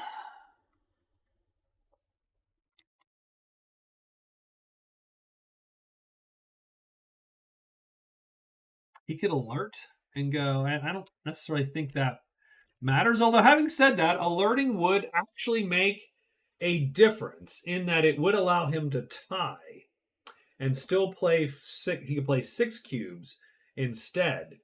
So I'm going to try. So this is the dumb, because if 2 things go, he's freaking dead in the water. So we're going to alert.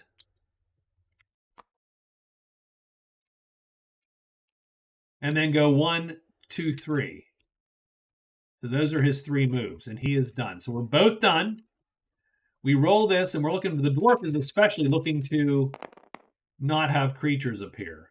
So let's take a look and see what does appear. Everything freaking appears in the dwarf's spot, actually, I think. Let's take a look up here.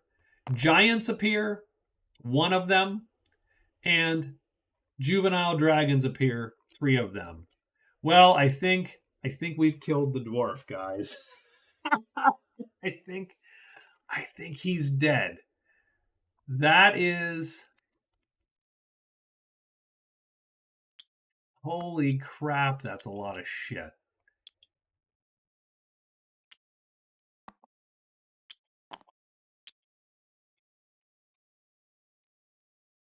I suppose maybe I got cocky because I was lucky so often.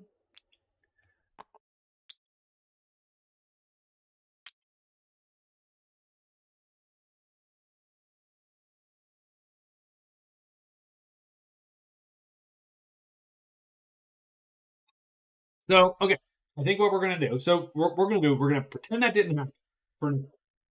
Let's run this combat again with the Great Worm with our alerted phase, right? So let's pretend that it's just us and the Great Worm, and we'll see how that fight goes. And I think it goes slightly better. It's not a guarantee by any stretch. Oops, and after this, I think what we'll do is we will start over. We will make a new thing, new map, blah. We'll start over. We'll start from the beginning. I'll take a 5-minute break just to hit the restroom, grab a drink, that kind of thing. We will come back. We'll restart, pristine, clean slate, and see what's what. So now we are alerted. Dragon's on us. He's attacking us. We're attacking him. We know we have to play these 4 cubes done to kill it. We're going to play these 2 cubes on the... No, not like that. These 2 cubes like this. Right? So we're going to do attack speed 2, attack strength 4. We have our helmet done. The dragon is going to flip or not flip.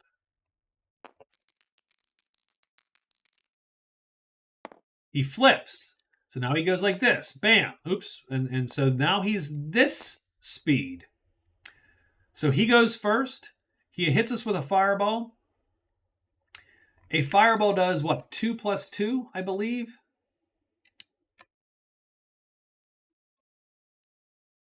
Fireball is 2 plus 2. So it does 4 damage. That's reduced to 3 damage because this goes. This is nuked. So blows the helmet up again. We're going to take a wound. So helmet dead. We wound a cube, which we do right there. However, because of the alertedness, our attack speed is now higher than the dragon's flipped defense speed, and we do 4 points of damage and hit the dragon and kill it. We gain 18 fame, and there you go. We kill the Great Worm. That would be how that combat went. Had we not then drawn every other creature in the universe onto us. And so, yes, much like Magic Realm, sometimes, that goes awry, right? Hiding or not hiding totally makes a huge difference. And we could have hidden, and then those guys would have been all on top of us anyway. So I don't really know, what we would have done at that point. I would have to look up to see if it's the same in Magic Realm, like if they're on us and we move up there. But nonetheless, no big deal. So what we're going to do is I'm going to take a pause here. So I'm going to pull up a message, text. I'm going to say, where are we at? We're at 9:07. So quick break.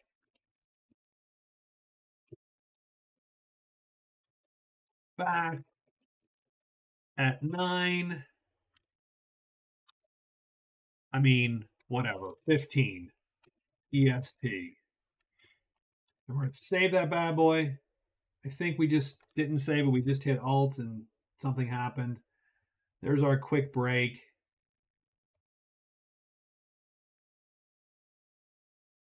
And I'm going to go get something to drink. And we're going to start over. We're going to get 2 more characters. We're going to do it again. So that's what we're going to do. Oh, it's so cold so fast. Oh.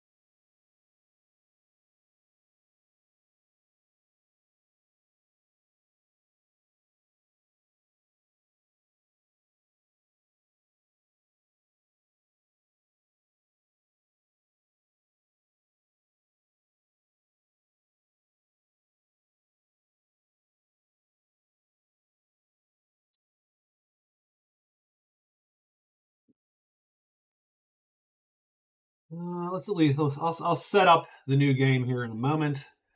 Let me quit out and we'll just start over. That'll be an easy.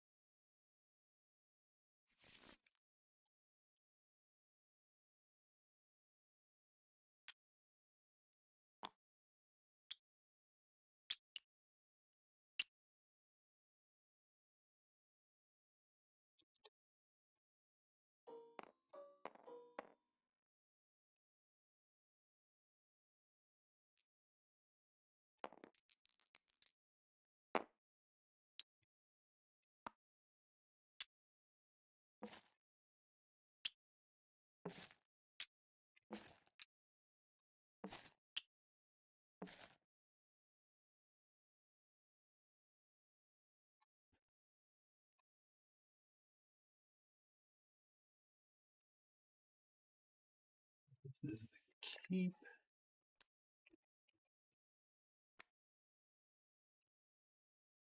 I wish there was a flip the card. Like this will flip it. But what I need is how many times do I flip that card, right? Like literally I want to.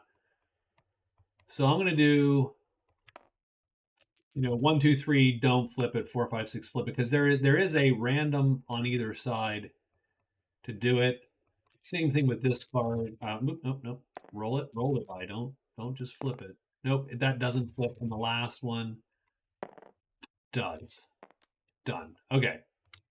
So there you go. So a couple things. So the quick recap of that was things I like. I mean, the setup time is stupid fast, obviously. Now, mind you, you're going to have to get all this stuff out. But there's no need to set up the game. And don't get me wrong, people bitch about Magic Realm setup, and I set up in 15 minutes to half an hour max based on you don't have to set things up in Magic Realm until you're ready to either. There is a just in time in Magic Realm also that you can do as long as you set up the treasures within treasures. There's not even a need for that. This takes care of all that. So setup is dead simple quick here, and that's super cool. I think with the correct trays and so on and card dividers, etc., this game could be on the table in 15 minutes, probably, is my guess. That's pretty sexy. That's a pretty good feature in a game of an epic scope, which I don't know that this is yet, but we're getting there. Um, I definitely think that's sort of a bonus. Let me roll as I'm setting up. I'll chat. Oops, 6. We re-roll 3. So he's in 3. So they're in the mountains, and their boys are here. One thing I love so far. I mean, I don't obviously know how it all plays out. I love this character selection, the way you do it. You mix race and class. I like it a lot. I think it's clever as hell. I think it gives you a little bit of that Magic Realm variability where each character plays somewhat uniquely. This is less unique, but it is streamlined, easier to grok real quick, and there's more combinations. So let's keep that in mind. There's 16 combinations in Magic Realm base, and even here you get 48 combinations. I think that's pretty clever. That's a good mechanic. That is a super clever mechanic. So I like it, and you will get some interesting things like a halfling cleric or an elf cleric is going to be substantively different than a human cleric, not by a ton, but by just enough that you're going to have that you're going to have that interest of going, well, if I pick an elf cleric, then I can have this whole other cube of magic versus if I pick a halfling cleric, I'm faster, so I can run from more shit. So okay. I like that. I like that a lot. Uh, and again, the whole thing with cubes and so on means that the treasures can be fairly, let's say, trivial but impactful. Hey, I get another cube, or right, or hey, I can switch this cube with this cube, and that's, like I said, for the dwarf barbarian, the bracers of vigor actually not that useful. He already had as many might cubes as he could possibly play. But for another character, say the cleric, all of a sudden you go, oh, well, I don't have that many. I don't have that many red cubes, but now I can get up to 3, so I can overstrength my mace. That's a different, for that character. It's very impactful. For the barbarian, not as impactful. I like that also. The different treasures work out for different characters differently. So we have 2 more characters to choose today, and I think what we're going to do, so 1, 2, 3, 4, 5, 6, 7, 8, 9, 10, 11, 12. We're going to do 2 random combinations. Done. So let's pull out the dice. And I'm going to pull out my favorite die of the universe is the D12. My second favorite die, no, my least favorite die of the universe. And these guys, we're going to toggle off the damn snap and the grid. That's just foolish. So we're going to get 2 random combinations. Obviously, the race is 1 to 4, and the class is 1 to 12. So the first character we're going to try out in this second round is 2-4, an elven conjurer. So done and done. So I'm going to just take those over to my character sheet like that. Now let me go get your chits. Oops, nope, wrong chits, wrong chits. The only thing I'm and I hate to say I don't like, I hate to be bitchy about anything, because I used to watch, there's a couple YouTubers I watch playing video games, and they were doing, like mini reviews of indie games or whatever, and I stopped watching them because at some point I was like, man, this guy's very nitpicky. Right? It's like, oh God, stop it. I don't care that their animations aren't, or it's janky, and it's like it's a it's 2 dudes in a garage. Just, I don't give a shit, right? But I'm gonna be that guy. The only thing I don't like, one thing I would say, I like the Magic Realm iconography on the character chits better, because I don't know what the hell this is. I get that it's a portal now. I can, if I look up close, but that's very hard for my old eyes to actually parse on a board. I would rather it be a circle with a circle inside. Like, I'd rather it be stark. Having said that, who gives a shit what I think? Right? So I am the elf conjurer. That's the first character. Let me get the second character, and then we will go. Then we will start this. It's a 2, so it's another elf. You know what? We're not going to do 2 elves. Sorry. No elves. Stop it. Stop it with the elves. Stop it. Oh my God. This 4-sided die wants a fucking elf. Okay, you know what I'm doing? No, I'm not doing that.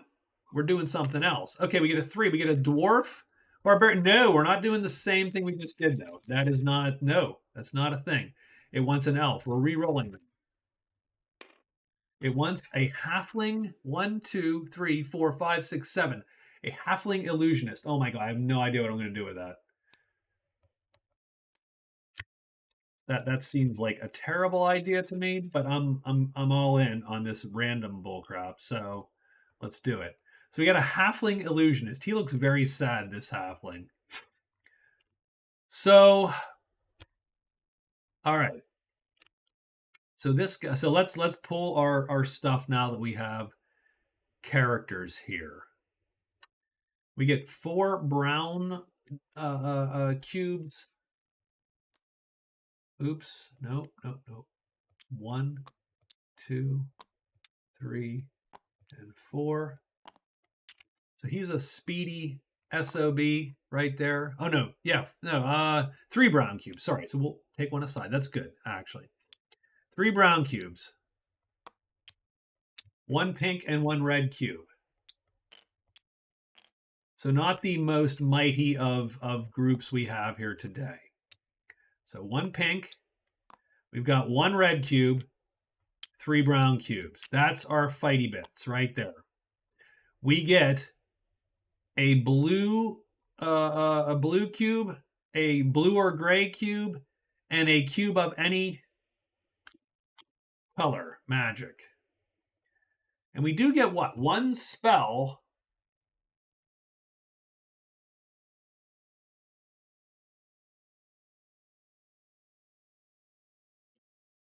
So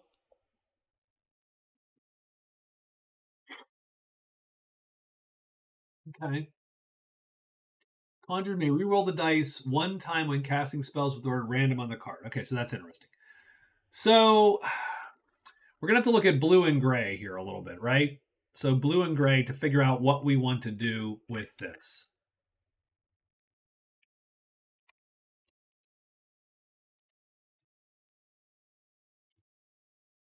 So we got floating disc,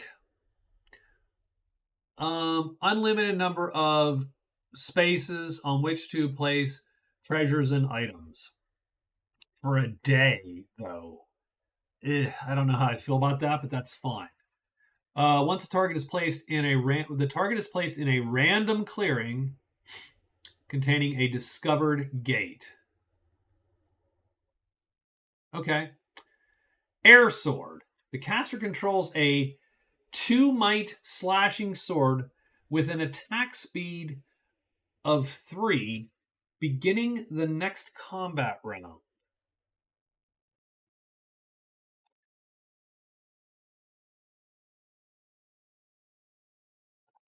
So here's what I assume, because it doesn't make much sense otherwise.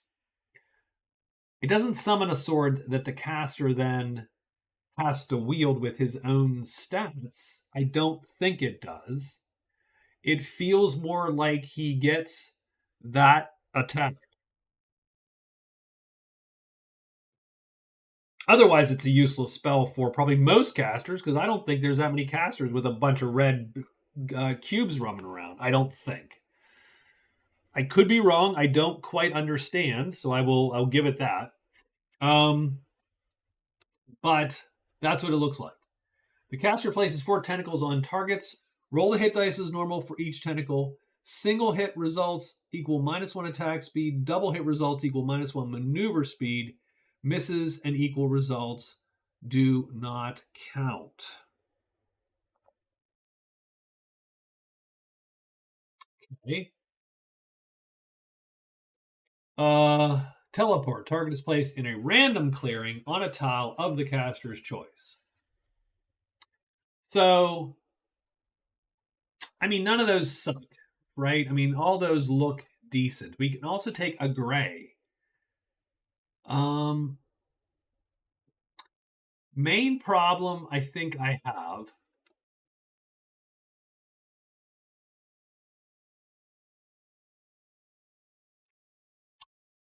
So I could take 2 blue and a gray. That would allow me to cast a couple of these. And man, I would consider something akin to air sword and teleport would be probably pretty bitchin', right?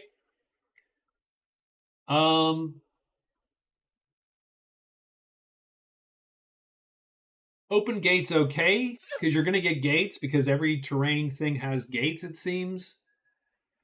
So that would be good and cheap, but and it's random, so we can re-roll it. Teleport does seem like it's a little more just outright useful, right? I'm going to take air sword, and I'm going to take teleport.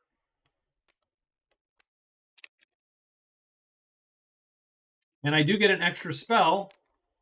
And I did take what I did. I took 2 blues and a gray. So let me take 2 blues, blue, blue, gray, like that. Boom. We pull those back over here.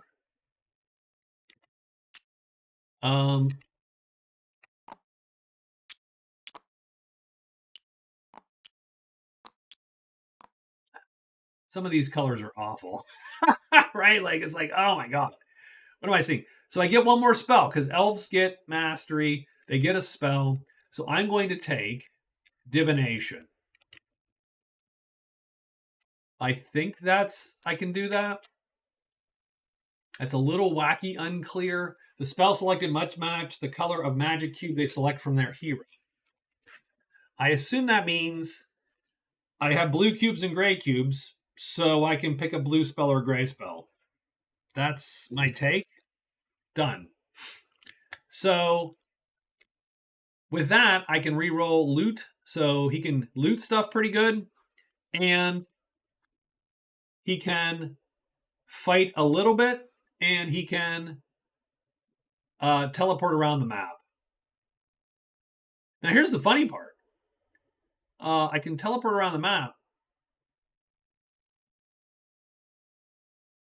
or I can teleport an enemy if I can hit them. That's the main issue. So something to think about. Now, the only problem with Air Sword is this. So keep this in mind. This might be a waste of a spell unless you're an ally of someone. And the reason I say that is because you only get it next round. So it's going to cost him 2 cubes. So if he can, and he can only play, God. And as the Conjurer, he can only play a max of 2 movement cubes. So the round he casts this, it smells like he dies. He gets eaten by something, right? Because, so that's what I don't like about some of these spells, right? That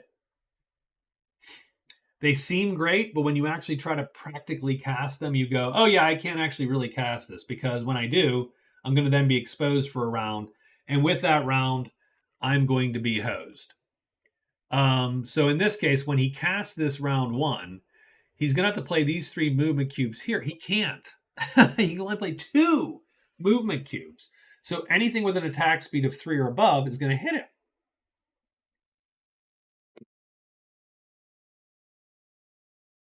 We're going to try it out. So that's all. We're just going to try it. So done. So he is done. Now he gets a dagger and and some gold. So let's get him his dagger.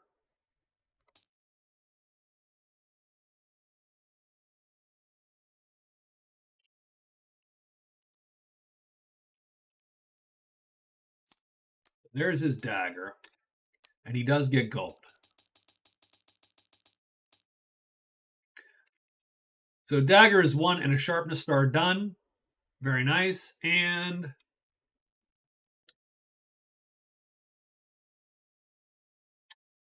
I think it's time to look at our other character, the Halfling Illusionist. The Halfling Illusionist, so halflings are stealthy. They may re-roll 1 hide die per hide attempt, except during the combat phase. So he hides better, which is good. That's a good thing, right? Now, mind you, he also has a single health cube, so not a lot of health there. He has 3 brown cubes.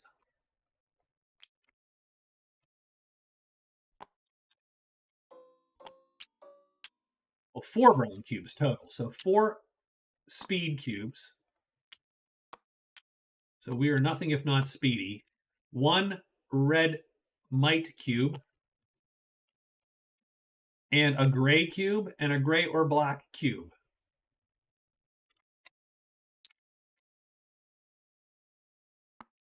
So not a lot of cubes, unlike the Elf Conjurer. The Elf Conjurer has a ton of cubes. This guy does not have so many cubes. He's lacking cubes.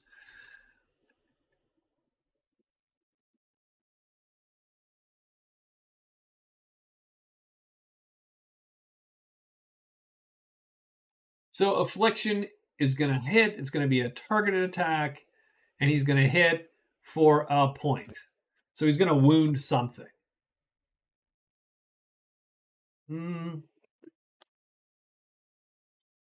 It's only 1 black, so maybe he can manage that. Oh, by the way, he can also take divination. Add 1 hit, add a sharpness to the next hit, Add a sharpness to the next hit by the hero or monster. Targets hit but not killed suffer 1 extra wound, and venom does not harm the undead. Illusions, attackers suffer -1 to their attack speed while targeting this hero or monster. So what does the skull mean? Because that just seems really bad, whatever that is. Immune to undead. Done. Okay, there you go. Undead are immune to this shit.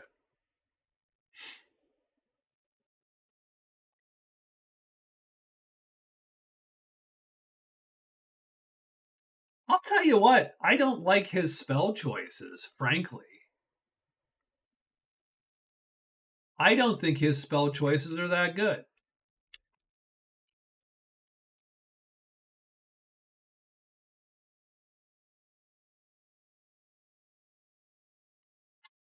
I don't the illusionist spell choices do not enthrall me much.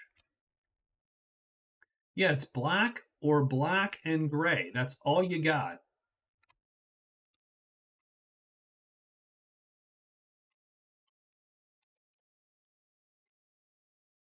And the problem with some of these, so here and here's a it's an interesting question, right?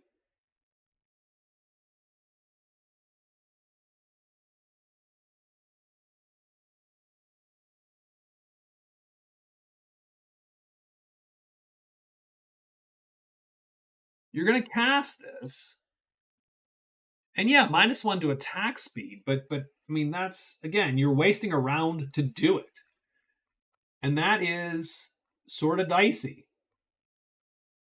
And the guy can still hit you. He has 25% chance of hitting you anyway, just like we saw before, right? So I don't know how I feel about that. Envenom is not terrible, but again, you're okay. You could maybe, I mean, and 2 wounds, maybe you get lucky.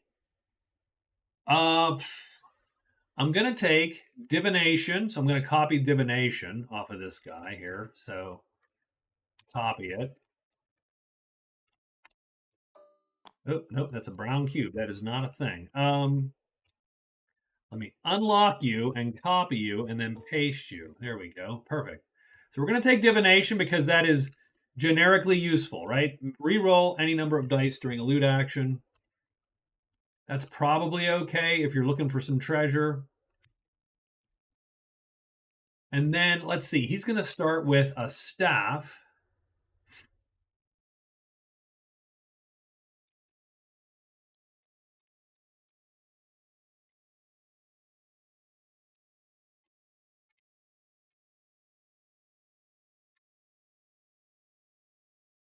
You're either,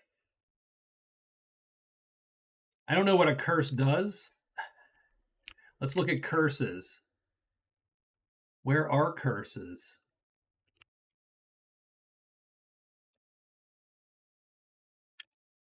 Curses. Roll 1d6 for the column, 1d6 for the row. So even or odd.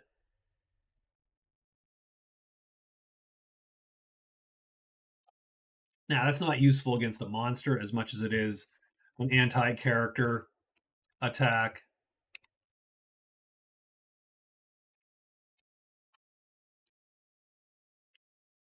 I will take Envenom. It just smells like a losing. Oh, darn! I saved camera 1. Son of a bitch. that is not what I wanted to do. Let me tell you. Let's do this. Here we go. I don't think that's a winner. And just like Magic Realm, there's a couple characters that go, I don't like their spell choice. I just don't like the spell choice. I don't like his spell choice. I think it's a little shitty, actually. I'm sure someone's like, "Puh, you're just stupid," and they're probably right, by the way. But I don't love it. So he gets 15 gold, and let's take the illusionist's chits here.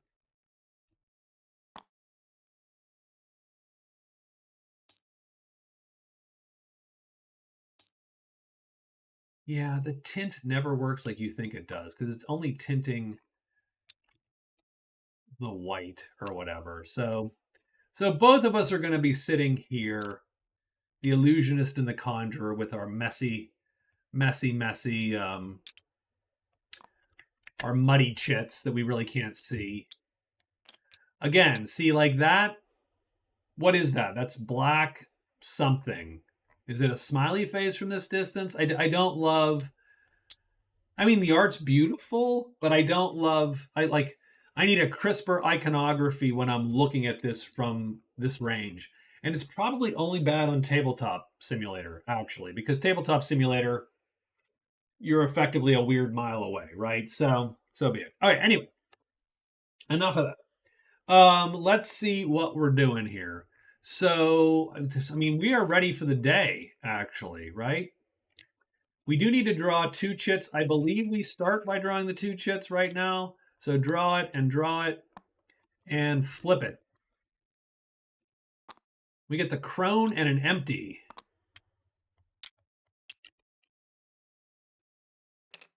No, the crone is here. She is croning.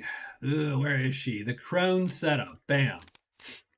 All right, so let's take a quick gander at who goes first. It looks like it is the illusionist going first. So the crone is all about the brains. He's got 3 brains, so he could haggle with the crone a little bit, so that's okay. I mean, my guess is there's no good reason to not talk to the crone.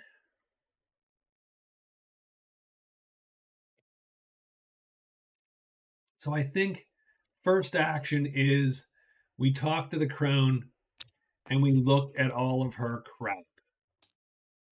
So the crone has black follower, acquire a weapon that is also an epic treasure. Complete the mission at the crypt and remove this treasure from the game. Okay. Bat hawker, kill bats.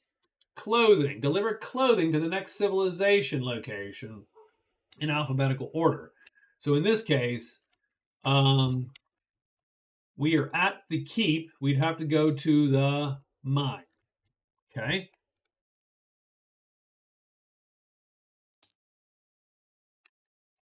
So it's just a deliver. The weapons don't really do much for him. Bracelets of finesse, symbol of motion is not bad. That's not bad. Symbol of knowledge. That's an extra learn phase. The Digger's Ruin may reroll 1 search die once per action while in a cave. And the Tome of Tricks. 1 gray magic cube permanently, but that's $39. That's a lot of bucks, my friend. A lot of bucks. We do have $15. So if we want a single item, we could get a single item, maybe. So for instance, I would consider the symbol of motion. So I'm going to buy the symbol of motion for $15, but I'm gonna haggle. So first action is a trade action. I'm gonna do the look and then I'm gonna do the buy. I need to roll 3 or less on these 2 dice for the halfling illusionist 2. That's a haggle. The price drops to $10. It goes from 3 times to 2 times. Again, I think that is a good mechanic. Like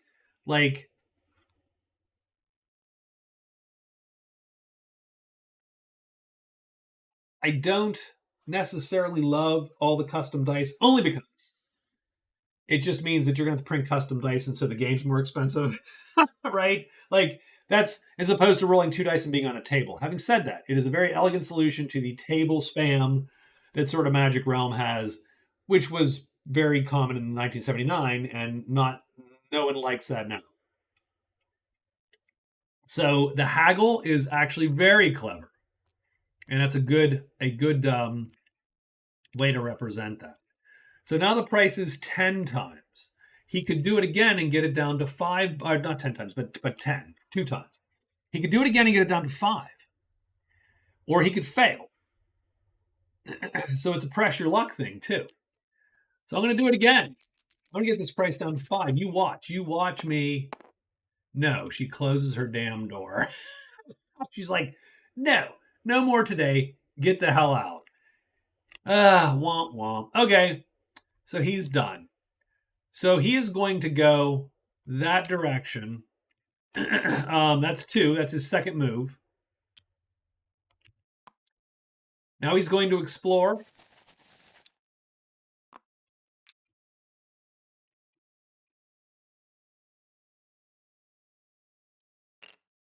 Like that. And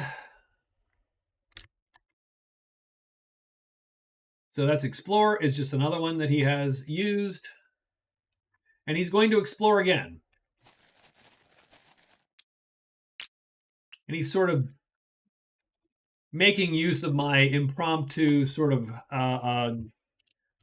redneck rule here, just that the other guy's going to go the other way. That's sort of the tacit assumption. The other guy explores the other direction. So I wouldn't do that in multiplayer, but since I'm playing myself, to avoid, that weird, this guy's rushing after that guy. So that is done. That is his day. So he is done for the day. Now we're on the Conjurer. And while I hate to say it, but the Conjurer is going to use his thing to, he has 4 brains. So he's going to also trade with the crone. And I already know what he wants. I mean, maybe I do. Let's take a look. I mean, the Tome of Tricks would be really awesome if he could get it. I mean, not really. He doesn't really need a gray. I mean, he has 1 gray. He could get another one. But the funny part is, I'll tell you what is even more powerful than that. The damn movement, I bet you. Every day you're going to move. And having an extra move, that's big time. So he's going to buy that for 15. And he's going to haggle because he sort of can. But he might only do it once. And he does haggle. So that brings the price from 15 down to 10. He'll buy it for 10. Done. And so what he gets is search me, the symbol of motion. And that goes in a equipment slot there, a tool slot. So now he has an extra move action. So he is done with his trade action there, and he is complete. Next, he is going to, oops, god damn it.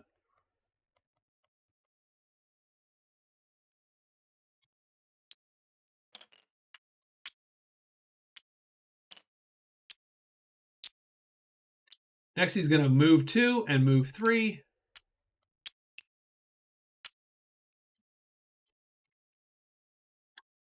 And that's his day. I don't think he can actually equip. I don't know if he can equip that immediately. I actually don't know how that works.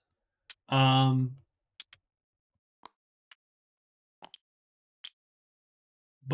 done. And no one moved off, so we don't roll any. I mean, there's no other dice to actually roll. And so we're done with the day. That was turn 1. Let's do turn 2. 6. So the illusionist goes first again. So he has 2 choices. The mine. So that's interesting, and I'll tell you why that's interesting. So we know the mine is in one of these. So we know the mine's in here. I think I should have probably done that when you first found it. I know you don't draw the 2 chits until you go in. 3. The mine is in 3. So the mine is here. And the dwarves are there. So I should have thought about that too with the other guy, but that's fine. I think the conjurer moves too. So he's going to move twice back into the place. We're not hiding yet. He's going to trade with the crone again. This time his goal is to take that mission. So he's going to take the mission clothing to deliver the clothing. And he's going to, I think that's it. I think that's his trade. So he moves back and he trades. And then he is going to move there. And then the crone gets another mission drawn and put on her card, I believe. That's his turn. The conjurer has not gone yet. So as soon as he sees the mine, that's the next in alphabetical order. He's just going to go. He's going to do it, right? There's no reason not to. It's worth 7 gold and possibly other crap. Probably not, but possibly.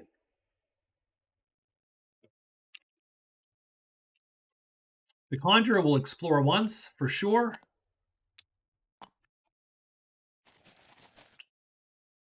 I mean, there's no need to ever move into a cave if you don't have to, but he will at some point. So that's there. I'm going to explore again to get the other path. And we do need to attach both of these. I don't want to do that. I want to possibly get us, a way out. So that's 2 moves. That is 2 things. What does moving in the swamp cost us? Ugh. I don't know. I do not know. Let's see. Moving to mountain cost +1 action. Swamp doesn't say anything. So it seems like swamp in a thing.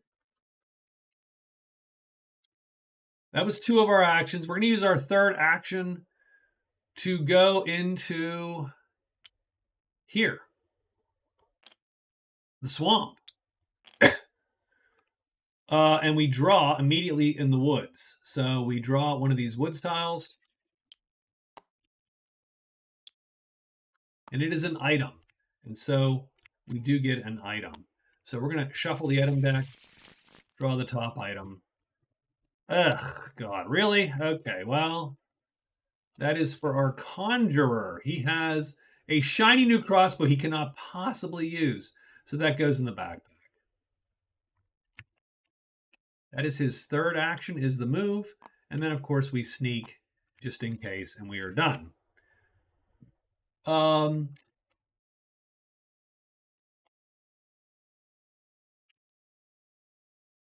think that's it. I think that's it for day 2. But it is now time to roll. I don't love. I'm going to put these dice some way. There we go. So let's see what happens over here. So we do get woods, and we do get giant. Oh, we do get kobold gnolls. So we get 2 spiders. I mean, this could be the end of this guy right now.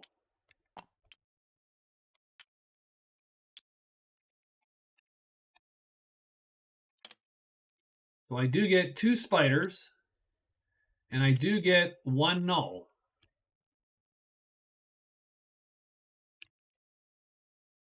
Gnoll, where's the gnoll? There's the gnoll. And they are on top of me. And I'm going to say the gnolls are riding the damn giant spiders, right? I mean, that's sort of how, that's got to be it.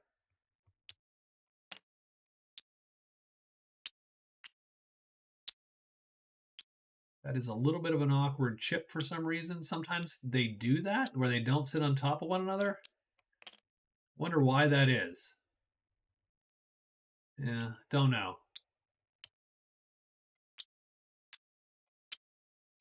Like it's not in the deck with the other ones somehow for some reason. I don't know why. Okay, weird. Anyway. Can those go on there? No, they can't. Yeah, it's just not a thing. Okay. Okay, so he is done. And nothing for the illusionist, even though he went first because he's at the keep still. So we got 3 monsters. We have to hide. What's up, Gus? How are you, man? So we have got to hide. Now, we were sneaking, so we have to fail on both dice. We do not fail on both dice. So that is a success. So we are silent, and we do not get jumped by the 3 monsters. That is almost certain death, I'm guessing, for the conjurer. I'm just taking a wild guess there. I'm glad to hear it, sir. It is Friday, so I am super thrilled, by the way. It has been a long week, and I am glad to be not going to work tomorrow. So I'm playing a board game called Dragons Down. It is kickstarted. There's a few days left, not a ton left, a few days left only. And this game is supposedly the spiritual successor to a game that I love called Magic Realm. That's why I'm playing it and trying it out tonight. So I don't know if you like board games at all. This channel originally was all board games. So, well, it was primarily Magic Realm and occasionally a couple others. And sort of morphed into Skyrim at some point. So that's the end of day 2. And again, this guy he's in a rough way. So let's just see who goes first today, and then we will have to figure out what we do.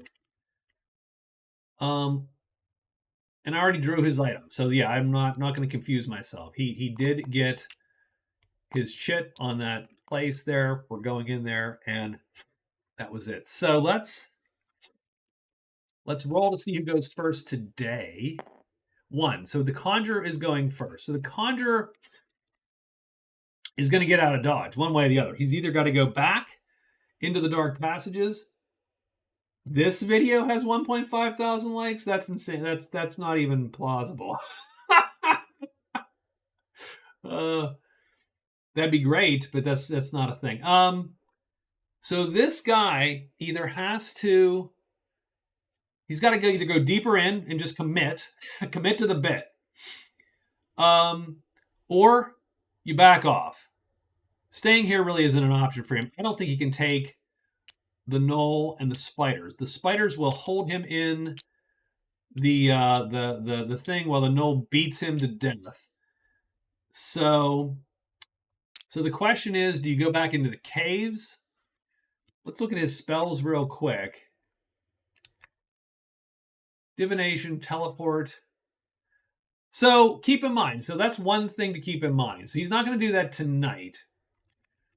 So I'm going to go in forward because if I need to, we're going to escape using teleport. If we get stuck, right, totally stuck, the conjurer can always pop out of there. That's funny. Oh well, we'll see. I mean, I'm gonna roll the. It probably has 3 views, so I don't know what that means, but whatever. I'll see tonight. I'll see if it's you or me. I'm glad you're here, by the way. I'm glad to see you. It's always good to see folks. I do enjoy when the regulars pop in, and that's nice. So he's going to go there. That's a move. So that's his first thing is a move. So there's his move action. He's going to use a second chit to explore. So we're going to draw a tile. And remember now, he cannot place it. So he has to place 2 dead faces here because it has to line up with everything, right? So can he do it like this? No, because that's not going to line up. So he's got to play, the only where he has 2 dead faces is literally that way, the Forlorn Tunnel. So it is, so his option is to hide here or go into the cave, but not be hidden. And if you're not hidden, he could be jumped by orcs or giant bats. That all sucks because remember, if you go into a cave, the most cubes you can use are 3. I am playing against me, actually. Like there is no AI. This is a tabletop simulator. It's me and me, effectively. I'm just playing 2 characters to sort of get as much of the experience as possible, right? and show people as much of it as possible. But yeah, there's no AI in Tabletop Simulator. There might be some mods. Some mods that do computer players or whatever. That'd be really cool, actually. But this does not is not that. That drives me nuts. By the way, these chips when they clip through each other drives me totally batty. I think I am going. I don't like this at all. I am going to. Oh, I get an extra move. Hold the hell. Ah, God, I'm dumb. I'm so dumb. So here's the nice thing. So I've used a move and an explore. The move was free because of the symbol of motion here. So I actually do have possibly 3 moves left. And if I go into the cave, that's going to take a chip away. And it's going to cost me a move. So I'm going to actually move into the cave, but I'll have a move left to sneak. So I forgot the symbol of motion. The symbol of motion gives me an extra move without a cost. So that's cool. That's good to know. So there should be a good way. There should be some way to denote that. Maybe I put a chip there, and I can sort of use that chip sort of to cheat. I don't know. I have to think about it. But anyway. So I move in there. I'm going to sneak with my last cube of the day. And remember, if you go into a cave or start in a cave, you only get 3 moves instead of 4. So that's why I lose a move. So I'm in the cave. As soon as I go in there, though, I have to draw one of the cave chits and pull it and see what the hell's in this place. So let's flip this guy. It is a treasure. So that's an easy one. He gets a treasure. I should leave these on here just to know that someone has already claimed it. Because if someone else comes in, it's going to be sort of hard to remember maybe that, hell, this is something that someone's, been in. So he does get to draw a treasure for free. A little cheesy, but we will take it. He gets the brooch of deflection. What the hell is the brooch of deflection? Cancel 1 hit against the hero. 1-time use. All right, sure. That's fine. It's not great, but it is fine. And then he sneaks, and he is done. So that's his day. Now we go to the illusionist. The illusionist is here. Remember that the illusionist is trying to deliver the clothing shipment to the keep, which is right here. So he lucked out, or the mine, I'm sorry, from the keep to the mine. So he lucked out. That's pretty good. So he's going to go 1, 2, 3.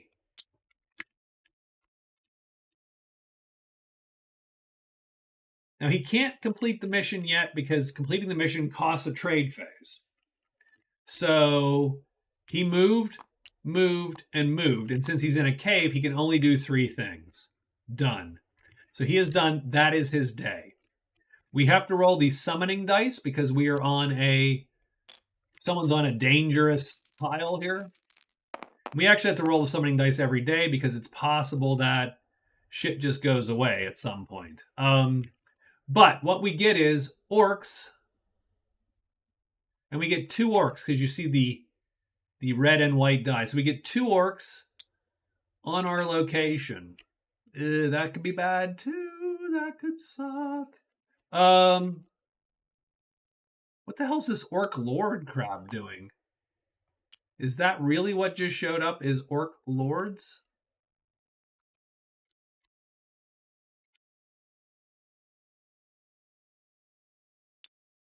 Orc lord, orc champion? The hell are these guys? What happened to just plain old orc?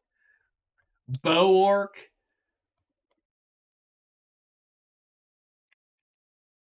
The hell's with these orcs?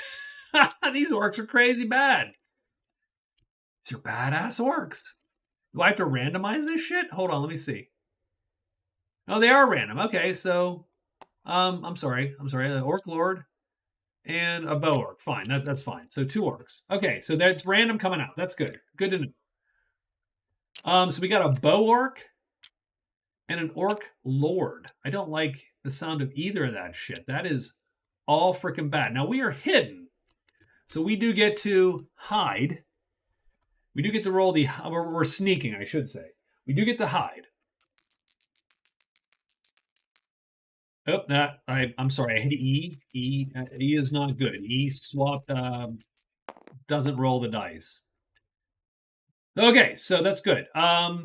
So that is a sound, but that is not. And since we are sneaking, 1 is all we need to succeed at the sneak. So we are hidden, and these guys will not attack us today. Now, if we want to, we can become hidden and attack them. But man, that sounds like a terrible, terrible, terrible freaking idea. Now, having said that, it's a great idea if you can survive a round. It's a great idea. So these guys are both mages, Gus. So they sort of suck at fighting anything. So the thing is, so let's take a quick look. So that's an interesting question, right? Let's take a look at the combat, right? I'll at least show you the combat. I don't know that I'm fighting these guys, but I will show you the combat real quick. I'll show you at least the idea. So this combat is fairly simple, but it is a little clever. So every turn we play some of these cubes in some of these slots, right? So I can do with my dagger, the best I can do is 1 point of damage plus a sharpness point of damage. That's what the knifey thing says. So it's 1 plus, I call it. Hitting the bow orc, because he's armored, and you can see that because of the shield on his 1 there. He has 1 health and an armor. The armor reduces the sharpness. So instead of 1 plus, I do simply 1 damage, but still enough to kill him. So I could kill him. Not a problem. Now, the problem is that I have to attack fast enough to beat his 3 defense. So his attack speed is 0, his defense speed is 3. If I can attack him fast enough, I will kill him. And fast enough is either matching his speed or beating his speed. And you have a small chance if you can't do either of those, right? I could play. So, but the other thing is I got to deal with this guy. And this guy's going to attack me. And his attack speed is 1. So I have to either play a 2 to not, to help me not be hit. I got to play as fast as possible. And I'm only allowed to play 5 cubes at a time. So all of that gets really dicey, is I suppose what I'm saying, right? 2 of them. One of them, if it was just the bow orc, I think I'd kill him. But because it's 2, I'm a little nervous because this guy makes this dangerous all of a sudden. And because he is so healthy, even if probably what I would try to do is cast Air Sword. So I'd spend 2 cubes to cast Air Sword, and I would spend 2 cubes to dodge effectively here, right? And then the 5th cube would just go to waste. Then I would have a sword, but I'd have to survive 2 attacks. And if I survive 2 attacks, that's great.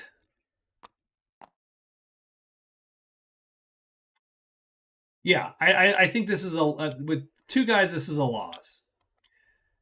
And one of the problems I think with, and some Magic Realm has a very similar problem in my opinion. The game that I do love, even though, is some spells sound great but are useless when you actually try to cast them in combat. This Air Sword is great. I'm not going to say it's useless when you try to cast it in combat, but you have to survive a round. And so there's a lot of things that you go, well, that's great, but now I have a 50% chance of dying the first round anyway. So I think he's just going to sit on this. And the fact that there are it's not like there's a treasure site here that he'd be looting. He's already gotten the treasure here. He's done. So this place doesn't hold a lot of joy, to be honest with you. So I think we sit on this, get out of Dodge tomorrow, and then teleport out. That's why. So I probably move here, sort of sleep the day away, and then cast teleport away the next night. So I think that's it for that day, and it is the next day now. And the conjurer is going to go first. The conjurer gets 3 turns. I think he's going to go here. So that's the first thing he does. So he moves. That's his free move. So I'm just going to do that. He's going to sneak. I'll alert for giggles, and then that's it. That's all he's going to do today, and he is done with the day. The illusionist is going to trade. So what that allows him to do is interact with the natives here, and the native here is the dwarves, but he has this quest, so he can turn this quest in. Deliver clothing. So he delivers a right, some miner's clothes. So I'm going to just put that here for now. He gets 7 gold. So 1, 2, 3, 4, 5, 6, 7. Oh, I do need to draw 2 of these civilization chits to see who's here. And who is here at the mine? Empty and the scholar. So there is someone here at the mine to trade with. So the first thing he's going to do is turn in the mission. Done. He also gets to roll because the mission has a symbol on it. And you'll see the symbol is the mask. Charisma is what that means. So he gets to roll on the mission thingy.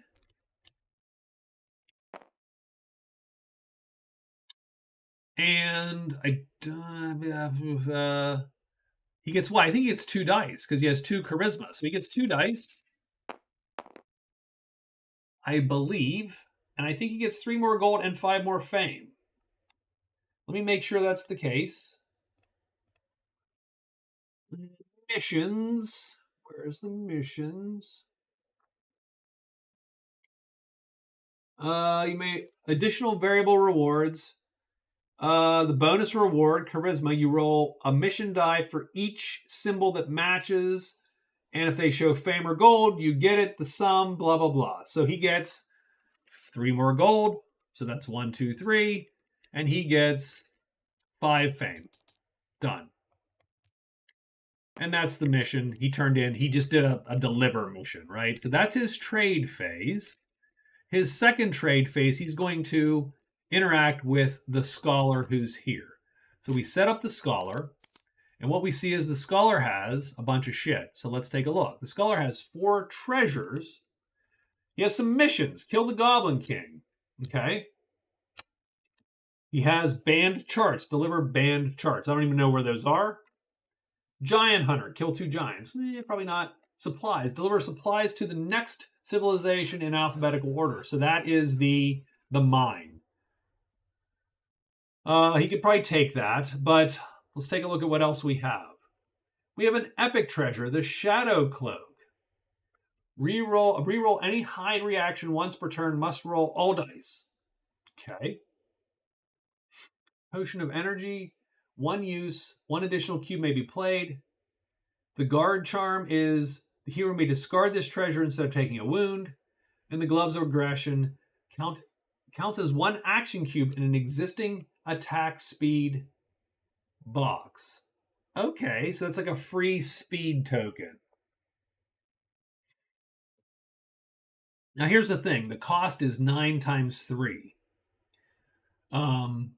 And he could haggle down for it, and the scholar likes him a little bit because his intelligence is 3.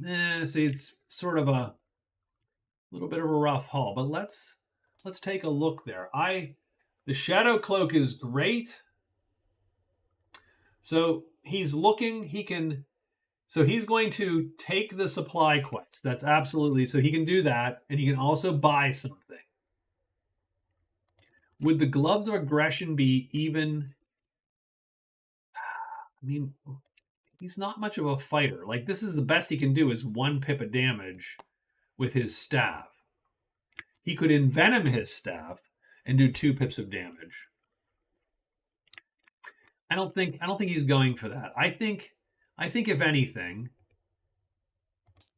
we're going to go for the Shadow Cloak. So we're going to roll in the Shadow Cloak. It's $30 right now. We're going to haggle, which we're allowed to do, and we need to roll 3 or less on these dice. 2.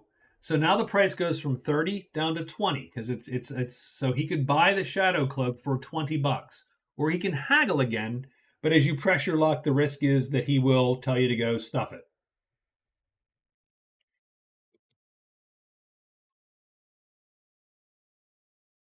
But we are the illusionists, so we're going to trickery, 3 or less. Come on, let's do it.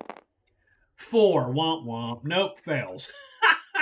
Okay, he fails, but he doesn't piss him off.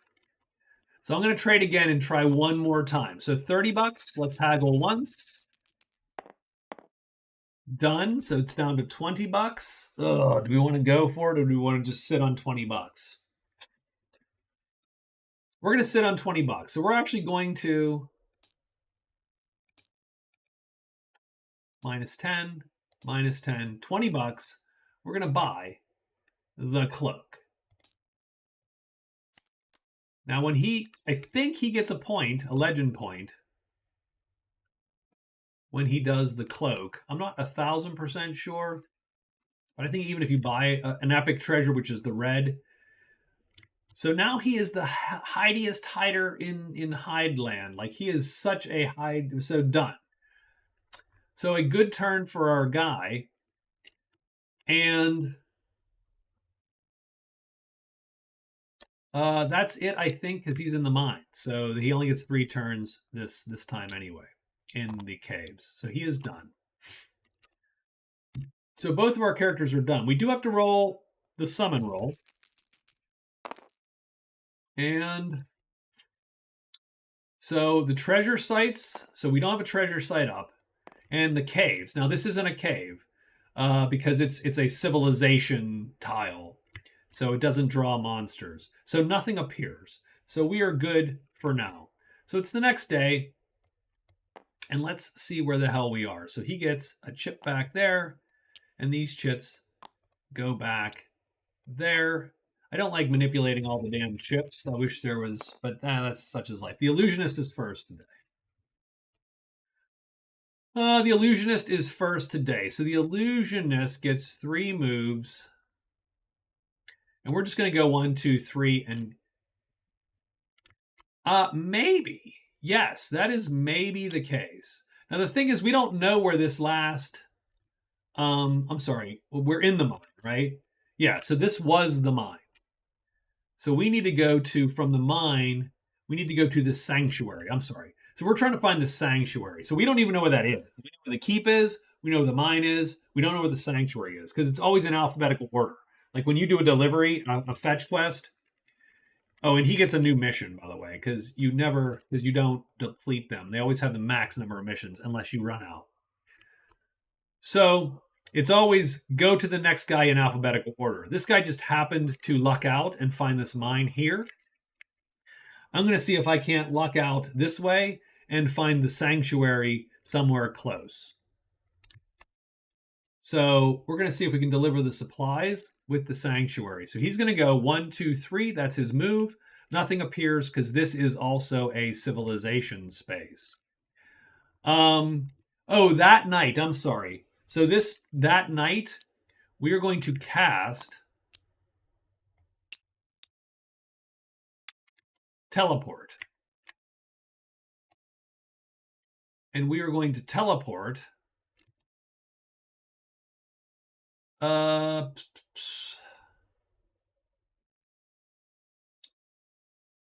Sucks a little bit because we sort of screwed this up, but that's okay. So no monsters appeared. We cast teleport at the end of as part of the combat. You cast in the evening in combat. We're going to go here, and we're going to roll to go to a random clearing.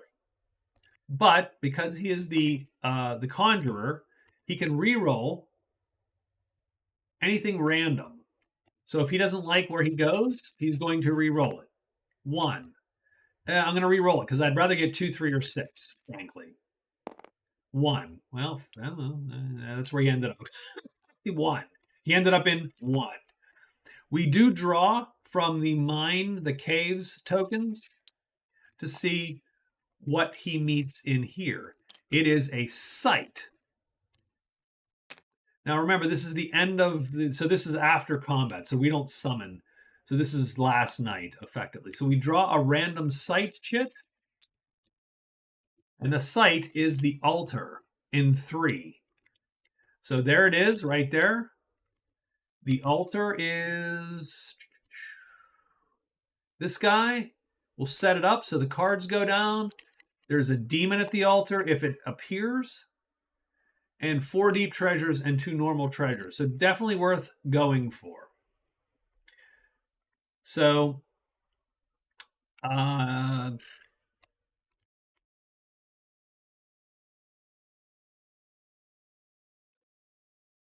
did we move the illusionist already, right? He's done. He moved 1, 2, 3. He traded yesterday and moved 1, 2, 3, right? I believe. Or did we sort of screw him? Are we screwing him out of a turn? Do you remember? Because I have forgotten with my. I think we started with him. And then we did the conjure and saw him there and said, oh, he should have cast teleport. So that's sort of where I think I am. So we're going to go. We only get 3 turns. So we're going to go 1, 2 to the altar. And then we are going to hide because we are super wimpy, and we're going to sneak. That uses one of our actions. Yeah, it's okay. It's fine. I'm playing myself. Who cares? Right? So let's see where we end up here. So we moved both guys. This guy doesn't draw any monsters because he's in the keep. This guy can draw monsters. Let's roll the summon dice. So monsters appear in the mountains, which we are not in, and on a treasure site. Womp womp. So the demon comes live and appears at the altar. Oh god. Okay. that ain't good. That's not good. That's not a good thing. Yeah, that's not ideal. So we are hidden, or we're sneaking, I should say. And so we get to roll.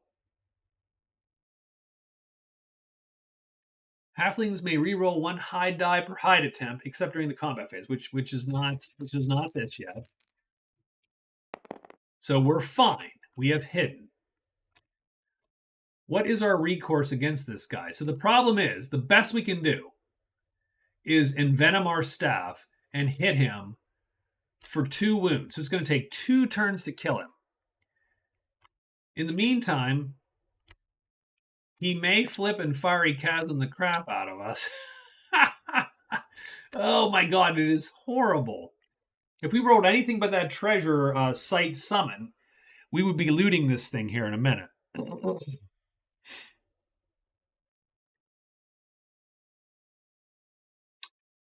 So let's see how this might go real quick. Let's do a quick. So I'm going to copy this guy and paste him here and then blow him up a little bit so I can just see him. So if I'm fighting this guy, what would I do? First round, I would want to cast Envenom. I do have another chip here. So let me... Is it a black chip or is it a... I forgot what I picked. Where is my... I must have thrown it away. It can be anything, but I do have to pick black or gray. I'm going to pick gray for later. We're going to say, hey, more gray, better. So first round, I would cast Envenom. So that would be 2. On there, I would play...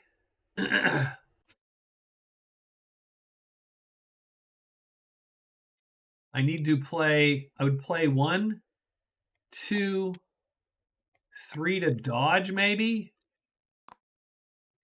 and then the demon would have at least a hell of a time hitting me. Now, I don't know what Fiery Chasm does. It has to target, so it has to hit.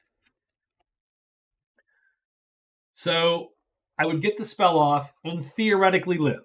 Let's just say, because he does not match my time. He'd have to roll to hit me, and it would be likely to not hit me, but still possible. About a 25% chance, I think, that he clubs me. I think.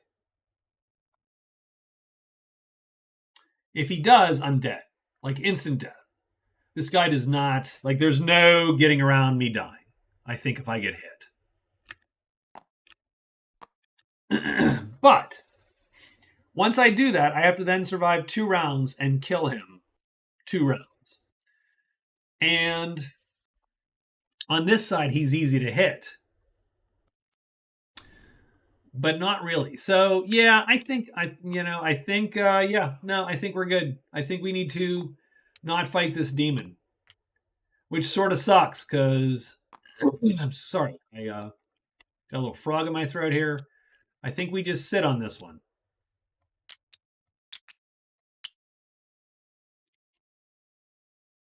All right, let's go to the next day.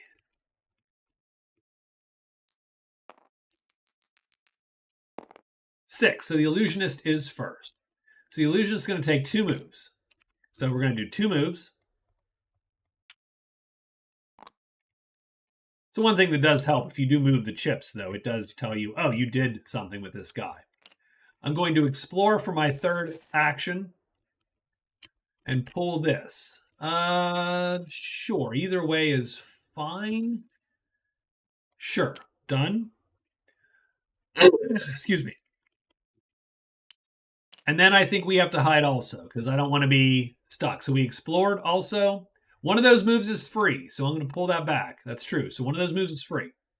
I am going to sneak, but I'm going to move in with my 5th action effectively. That's going to let me draw from the cave tiles and hopefully get, a sight. Could be good, could be bad.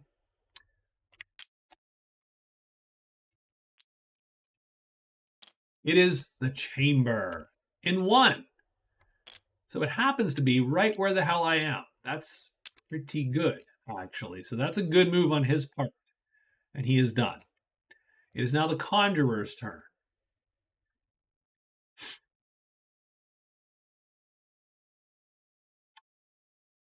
Ugh.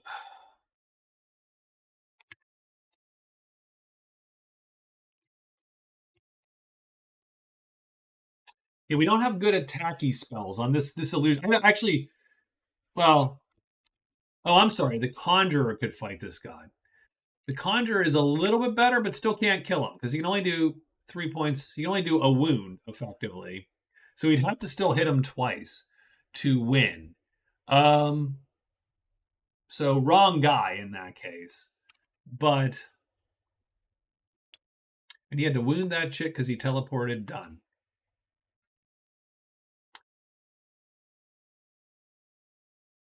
And I also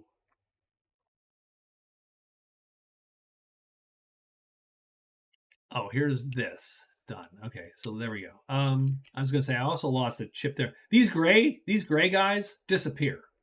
Like I can't see them against the backgrounds. And I lost. See these? I lose them. Okay. So yeah, rethinking that combat, I'd have had to have cast, dodged, but he has a less chance of dodging. I'm just gonna, yeah, we're gonna leave that. So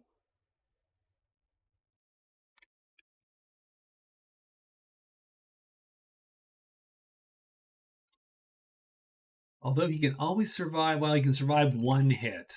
Oh my god. Okay. I'm gonna leave it as it stands. I'm not gonna fight that guy yet. So I'm gonna go 1, 2,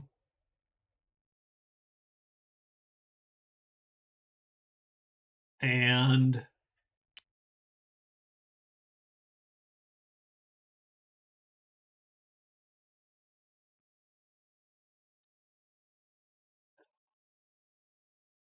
3.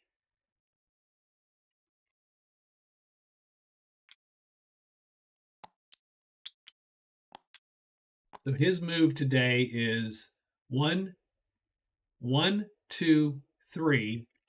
One of those is free. So he gets 3 moves and a freebie. So I'll put his freebie back. So he's going to go 1 is his, so 0, freebie, 1, 2. So he's used 2 moves and his free move. And actually, if that's the case, he's going to go here. So free move, 0, 1, 2. So that's 2 moves in his free move are there. And then he is going to sneak. And so he is done. So both these guys are done. The Conjurer was first. Let's roll the monster roll here today and see what that brings. So if we look to see what matches giant bats, the caves match. So we get giant bats, 2 of them. Ugh, that sucks.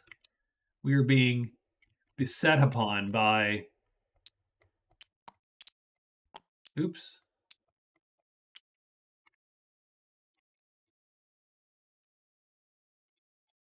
Beset upon by bad guys. And these guys are hard to hit. They're easy to kill, but hard to hit with their 4 speed. So that is not a good fight for the illusionist with 2 of them because he has to frickin' find a way to hit these guys. And he really can't do it. Now he's sneaky, so that's fine. So he'll roll sneak and he's going to hide because he gets to re-roll it, So he's hidden and he's fine.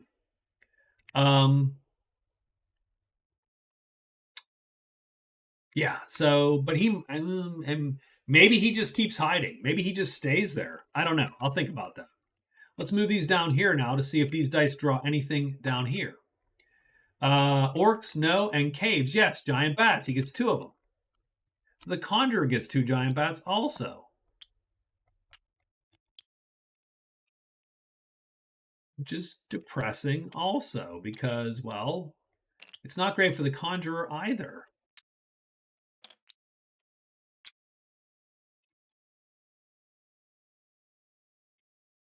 And though we are sneaky, we are way less sneaky than, and we succeed. So we are out of dodge.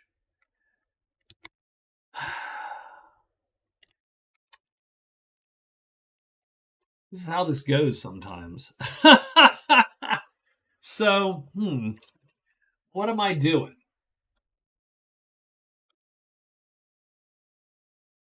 Yeah, the Conjurer's spell really makes him more suited, strangely enough, for the demon. With what he has, he might just go try to kill the damn demon because so he goes unhidden, right? He casts Air Sword and dodges as best he can. The demon takes a pot shot at him. He meets his time and maybe hits him and maybe doesn't hit him. But if he hits him, he uses the brooch to avoid the hit. Now, brooch goes away, but he survives. The next round, he hits the demon and wounds the demon for a wound, knocking his health down to 3, which means the next round, he's going to kill it. Now, the one thing I have to look at is what does that stupid flying symbol mean? Because if it means I can't melee him, I'm screwed. Although the sword is an air sword. So we're not really wielding it. I'll bet you it means we can't hit him with ranged.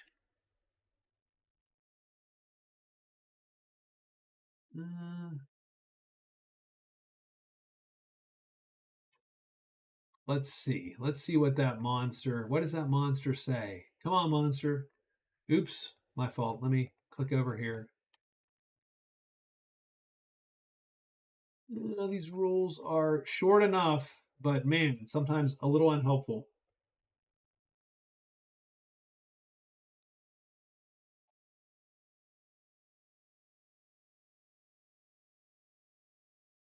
Yeah, it's flying. What does a flying monster mean?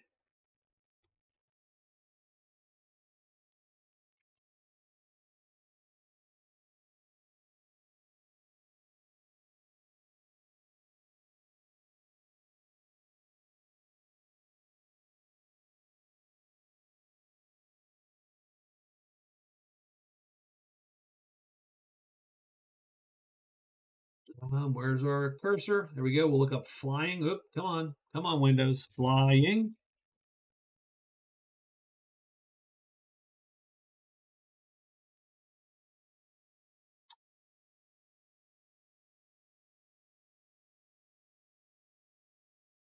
During move actions here may fly. That's not that. No.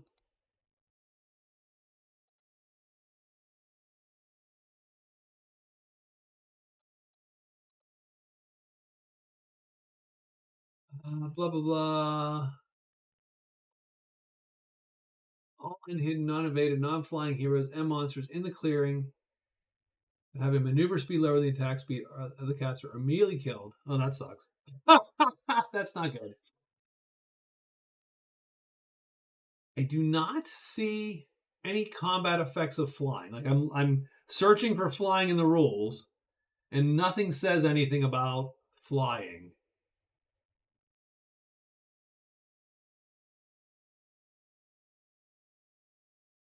I don't know what that means. That does not help me much. It feels like there should be restrictions against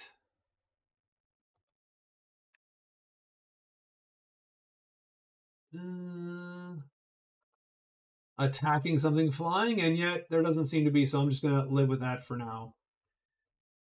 So the only problem is that Fiery Chasm, though, looks pretty dangerous. If he flips to Fiery Chasm, his attack speed is 2.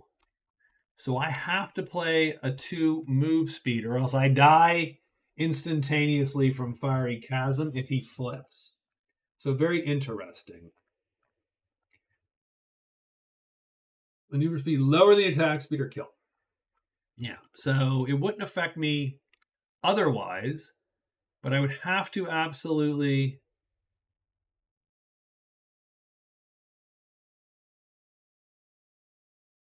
I'd have to absolutely do that.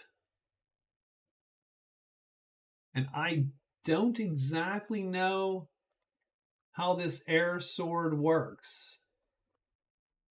Wound 1 blue cube. Beginning next combat round, you control a sword with might 2, sharpness 1, with attack speed of 3. So it's literally like a buddy almost. Nice.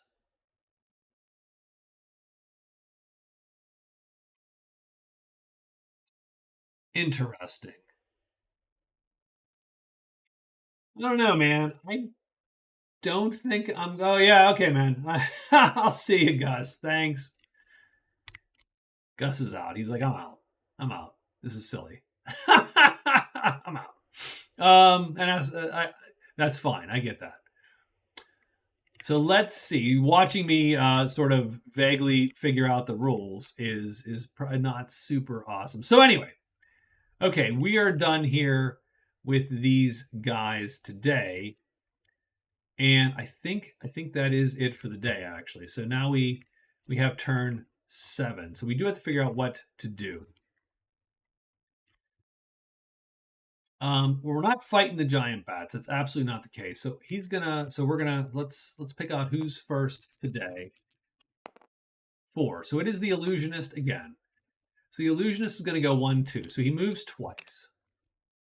Let's go to our illusionist. Illusionist moves 2 times. Now, was he in a cave? Did he start in a cave?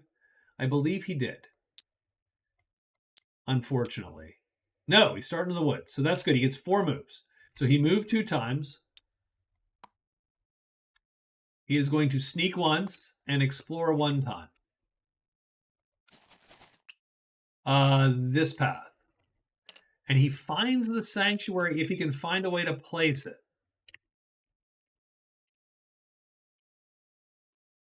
And I bet you he can. Done.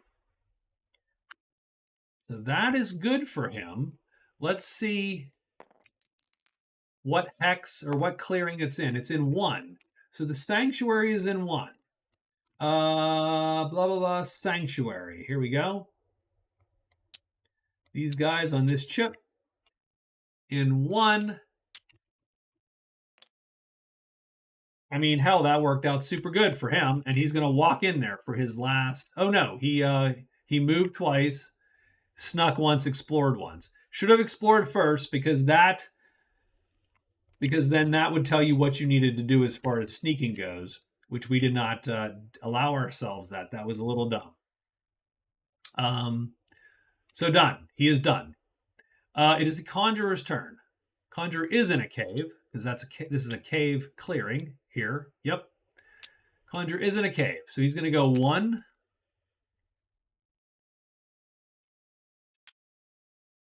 2. Well, 1. So let's hold on. Hold the hell on. So remember, the conjurer does get a free move, so that's cool. He gets 1, 2, 3, and he gets a 4th action because one of them is going to be a move, so that's going to be a free one.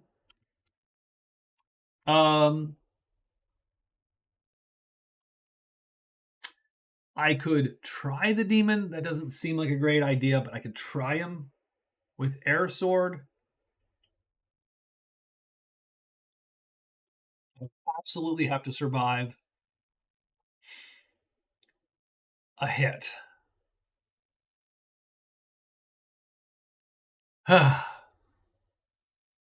I say we do it.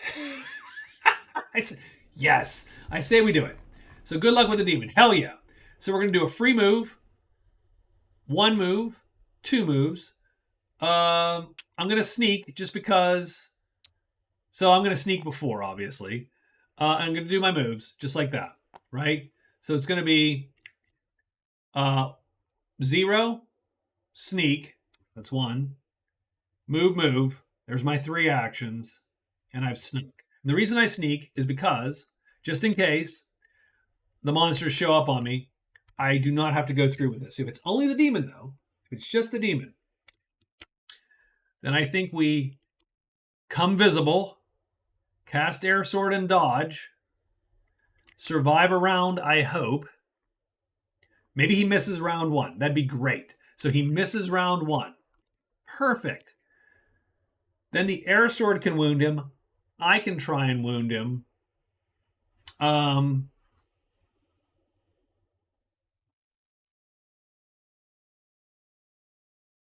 if that all happens correctly, it's still not going to do me much good in the sense because the attacks will go off in the wrong order, I believe. So, but we'll see. So I snuck. I'm done. I think the illusionist is also done. Let's roll this monster roll and hope that nothing happens. So we get 2 things happening. First off is claw. Oh, geez. No, that was not that. That was the arrow. So this was claw 2, I believe. And this was arrow 2. Or 1. I don't care. Arrow means. So first thing is first. The illusionist was first. Claw does appear. And so goblins appear on this poor dude.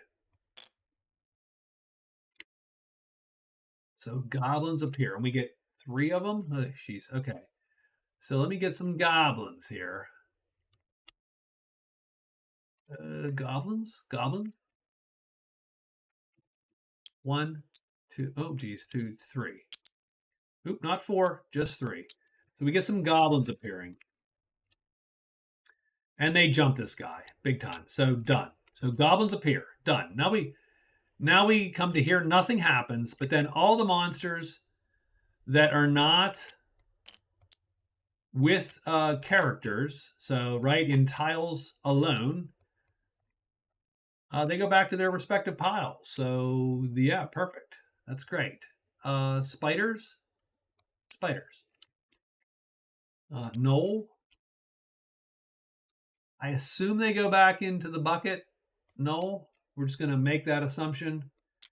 Orcs. And done. And here nothing happens, so that's good. So we roll for hiding on our guy here, and he gets to re-roll a bunch of dice. So he's really a good hider. He is, yeah, he's hidden. He is good. And so he's done there. And I don't think we're going to do anything yet. He, on the other hand, is going to try his luck with this Yutz. I think this is going to go poorly, but let's try it. Let's try it. It can only go poorly, right? I mean, whatever. So here's the demon. So we have to come visible. You can't ambush like you do in Magic Realm unless you have a missile weapon. But I can't use the crossbow; it's too heavy. So here we go. On round 1, we're going to cast Air Sword using these 2 chits, and we're going to dodge with 2 chits. And then, I mean, can I also attack? I think I can also attack, right? I don't think there's a restriction on me also attacking, right?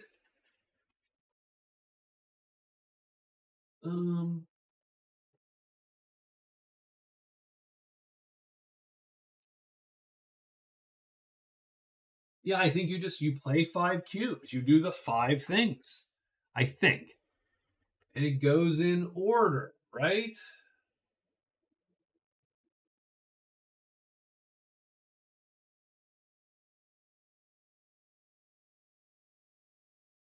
I place 5 cubes. Might placed on weapons. Speed on attack, speed or maneuver speed. Spell cubes placed on a single spell card. Blah, blah, blah. Attack order.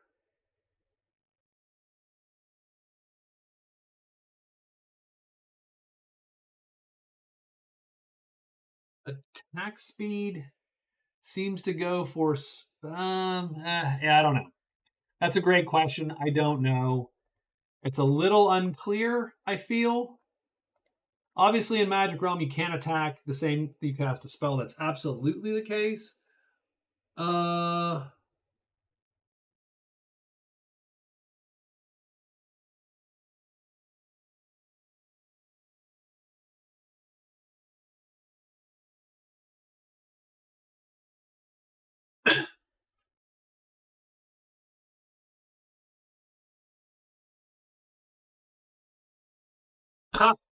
Hero may only place action cubes on a single card, typically a weapon or a spell, in addition to their lineage and class cards. Done. Perfect. So that makes it clear. So he's going to cast and not place on anything else. So he has 2 and 2, and he is done. So we are hoping that the demon doesn't flip. He doesn't flip. I'm almost not sure I cared, but he does not flip. So he's on this side. So now we go with unresolved. So the demon is first. We have to resolve the attack. He is not faster. His attack speed is not faster than my maneuver speed. But it does tie it.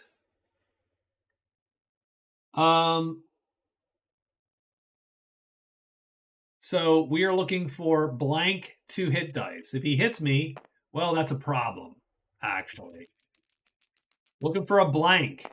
Yes, that's a blank. So that is a miss. So the demon swipes and misses. Done. So now that's the round. I wound this cube because I have to wound the air sword, but the sword is up and running. So now I control a attack 2+ sword with an attack speed of 3. That's pretty good. So it's round 2. I am going to wield my shitty dagger. Now, I mean, yay. I mean, it doesn't matter, but I'm going to do it anyway. Because I can't play any more cubes anyway, so I suppose it doesn't matter. Now, here's the funny part. Now I should have taken illusion. Um, Now I should have taken illusion. Oh my god. I, uh, I mean, mind you, it takes so damn long to get up to speed that it probably isn't worth it. But if I took illusion, so the second round would have been a wash. But then the third round, I would have probably attacked first, and so I'd have won. So having said that, we're going to do what we do. So I'm going to hit him with one, and we'll play an attack speed. Might as well. There you go. So here's what I got.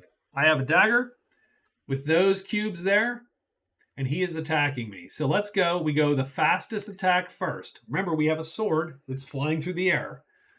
The sword is the fastest attack.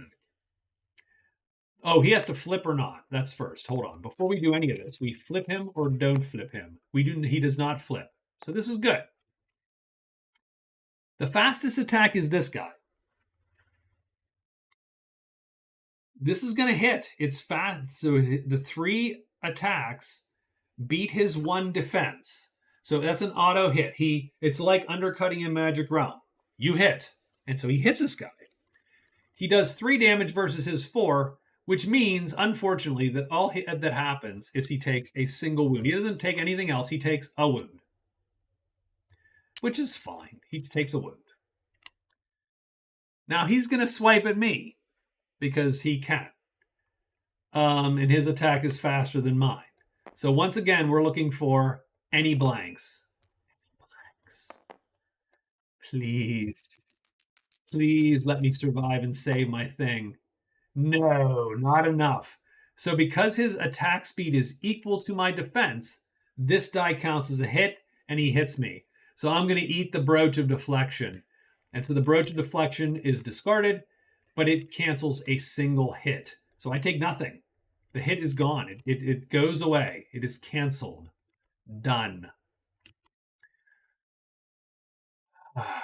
Okay. Then my attack goes off with a speed of 1, which matches his defense. Now, my attack is actually totally pointless in this case, but I'm doing it anyway. So I stab at him with my little puny dagger, looking for equals, but I miss because I get a blank. So the dagger misses, and I am done. That is round 2. It is now time for round 3. So round 3, we are going to play pretty much the same way, and with the sword. Now, my understanding is, so let's make sure I understand. A wound. When a monster is wounded, a pink status cube is placed on his counter to signify his health is lower than its printed health. A monster may have multiple cubes. The cube lowers the monster's health by 1. So the target is unarmored. And so if the damage is greater than or equal to the... Okay, so we're playing like this. 2, 1, 1 dagger. Just like this. We have to see if this guy flips or not. He does flip.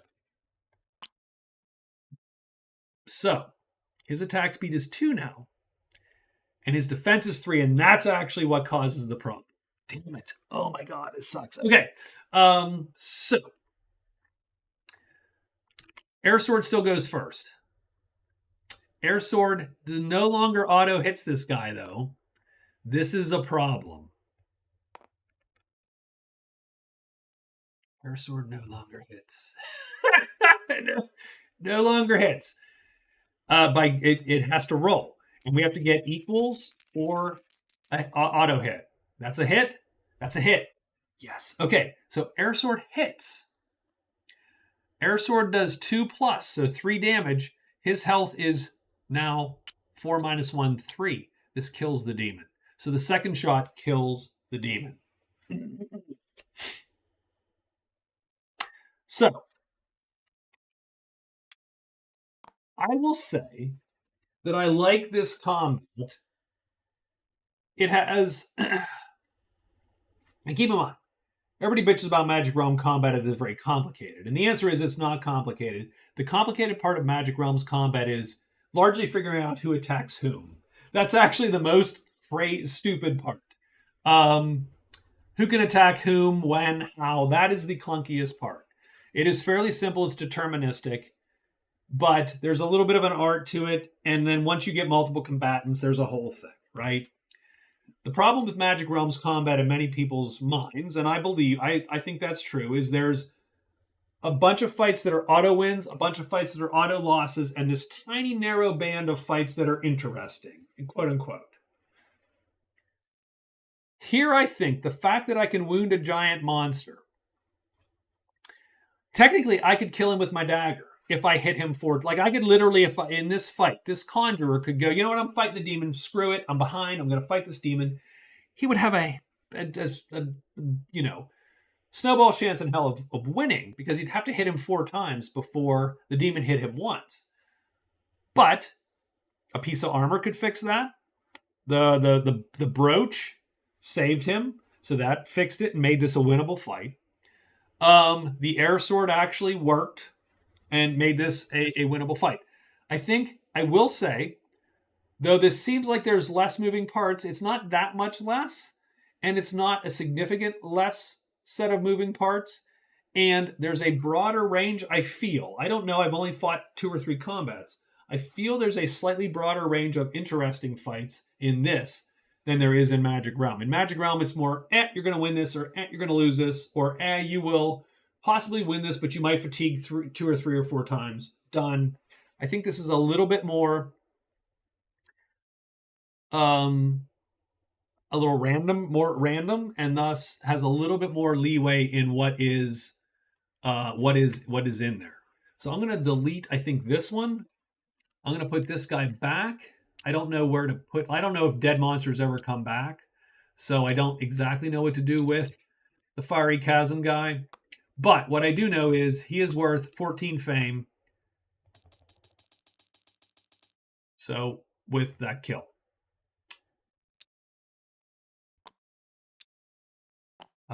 Done. We'll delete that. These go back. These go here. So, and I probably did that so wrong. So I'm going to put the monster here in the discard pile. I probably screwed the shit up. Having said that, that was pretty fun. And again, I usually hate like these summon spells, because you go, well, geez, I mean, if I summon, I waste a whole round to do this. So it's not as useful if I'm being attacked. But the fact that the demon only had to say a 25% chance of hitting me, that's not true. 44% chance because he was equal, worked out in my favor. That's a win, and that's the battle there. The illusionist is not going to do the same with the bats. He's going to just escape, effectively. So he is done. Does completing a quest give you a legend point? Treasure site, dwarven runes, hidden temple. Learn a spell, kill a monster, or native, variable on counter, that's fame.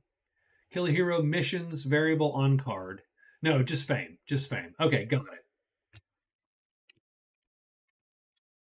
Okay, I think that's the end of the day. Man, whew, okay. That was good. That was good. And again, I think that's not a bad combat system, and it captures a fair bit of Magic Realms sort of futziness. And this guy has to rest now because he's sort of screwed with magic. So that's cool. So that makes sense. It costs him a little bit. And there you go. So let's get day 8 on the books here. Then I'm going to take a short break and get a drink, effectively, and then I will continue on for a little bit longer. So who goes first today? The Conjurer goes first today. So the problem is we cannot repeat that. We are injured. There are 2 bats here. I'm not super concerned. And I don't know if that guy ever returns, if I'm to be honest with you. Like, I don't know. Let me see something real quick. Does the on the summoning, does the arrow symbol,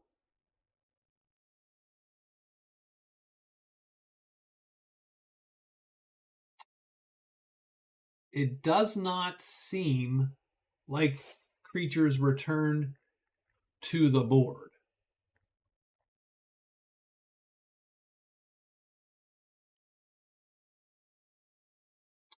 So just something, I don't know, something to consider momentarily is how that all works out. So okay, let's continue here for today. So as the conjurer, we are searching. I'm gonna search this damn spot to find this treasure location here. So, and are we are in a cave, so we get 3. So that's 1. We'll do a second one. Oh my god, no. The answer is no. You get nothing. And then I've got to sneak because I've got to sort of save myself for the bats that are going to come or the kobold. So I'm going to sneak here. Then it's the illusionist. The illusionist is going to get out of dodge and go there. That's 1 move. Just put those over there. I'm going to trade to turn the mission in. So the mission is supplies delivered to the sanctuary. Done. We get 7 gold. And we get to roll again the mission dice, 2 of them because our charisma is 2. We get 5 gold, 1, 2, 3, 4, 5, and 1, 2, 3 fame. Done. So that is completed. So we have done all the fetch quests. So that's pretty cool. I don't mind that. And what is in the sanctuary? We get these last 2 chits in the sanctuary. And it should be the astrologer and the smith.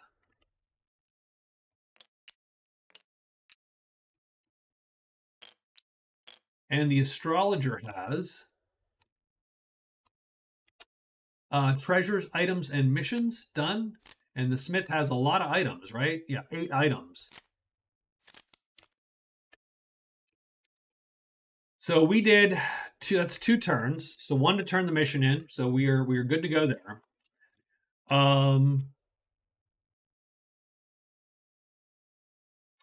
am going to say that we are going to use a 3rd trade phase to look at the astrologer's crown.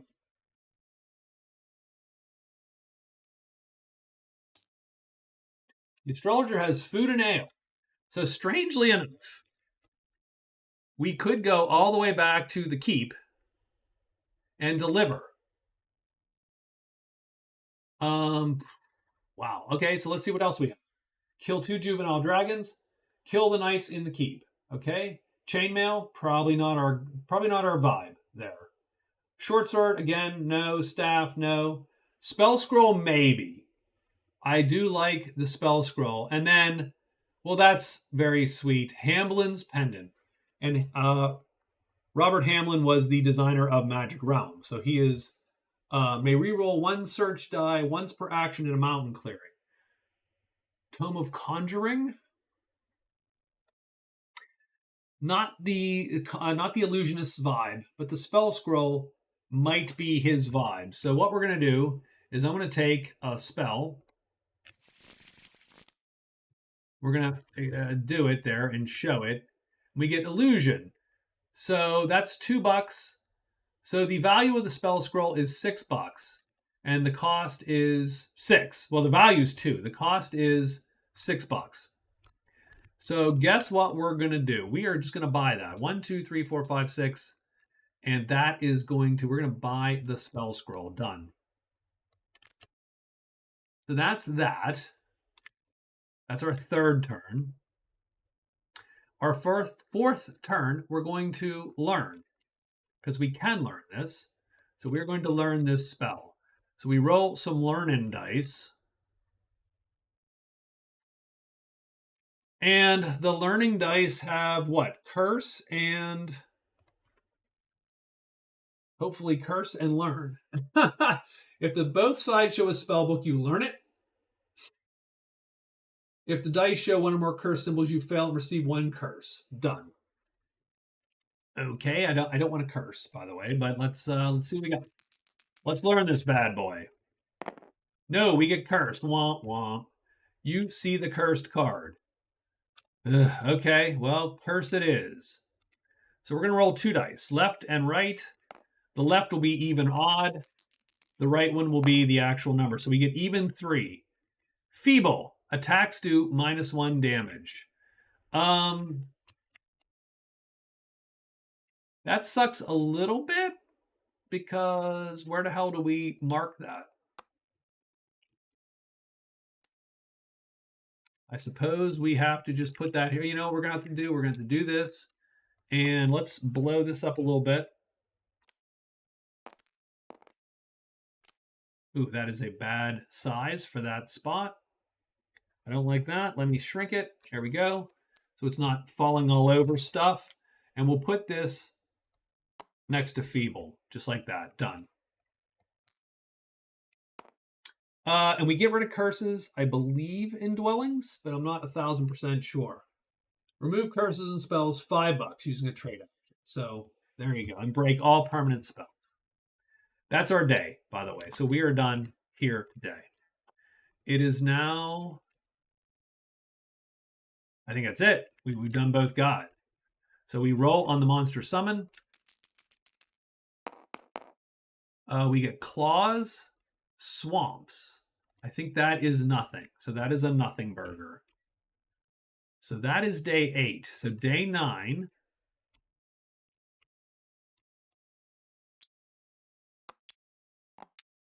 Man, this guy needs to rest hard. He needs to rest really, really hard. He needs at least 2 cubes for air sword. So that's a rough life there. Let's see who goes first today. 3. The conjurer goes first. So I think the conjurer is going to.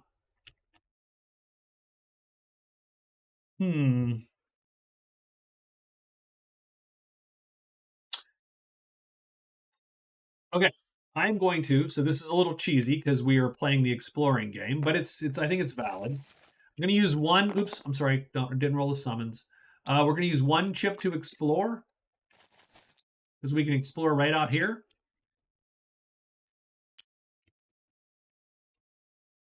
Like that.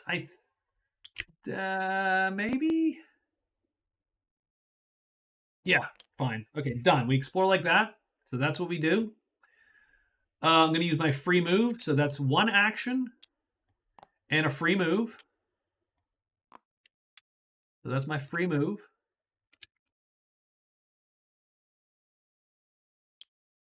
So I'm just going to keep that there. I'm going to hide or sneak. Oh, but I have to, as soon as I go in there, I have to draw one of these. So keep that in mind. Let's see what that is. That could be a disaster. That could change our life, by the way. It is a gate on 6. Okay. So it doesn't change anything. So explore, that's 1. Free move is 0.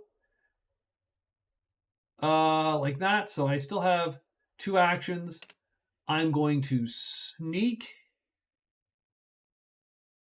And I mean, unfortunately, you can't do much else. I'm going to search once to see if I luck out and find this path. I do not. So done. And that is all his moves.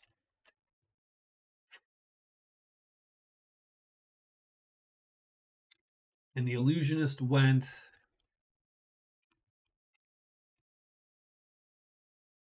and got his curse.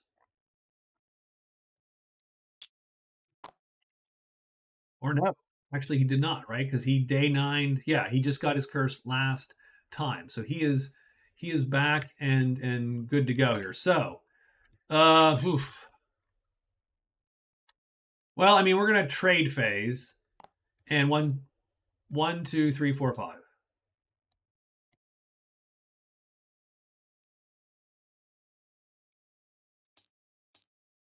So we trade phase, and we're going to get rid of the curse. So that goes away. Easy enough. That's one action. I'm going to trade again. I don't know why that's doing that. I have no idea. I'm going to trade again with the astrologer. Dumb as this is, I'm taking the food and ale quest.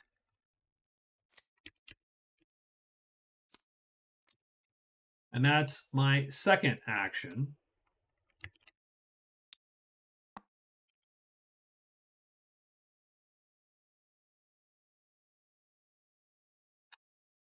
Actually, hold on one second. So let me read something real quick. Is it all curses or one curse? Okay, so it's all curses. So I am not going to trade. So I'm going to trade once and food and ale. So I still am cursed, right? So let's do this at least vaguely properly. So my first trade is to just get this. I'm then going to learn once. Might as well take all the curses, and we learn the spell. So I'm going to take this. We learn illusion. The spell scroll goes away. We get a point, and I think 5 fame because maybe I don't know for sure. Now we're going to trade and spend the 5 gold and get rid of the curse because if we had more curses, we would get them all rid of all of them in one fell swoop. Yeah, 5 fame. 1, 2, 3, 4, 5. And then finally, we have one more action. Let's look at the Smith's crap.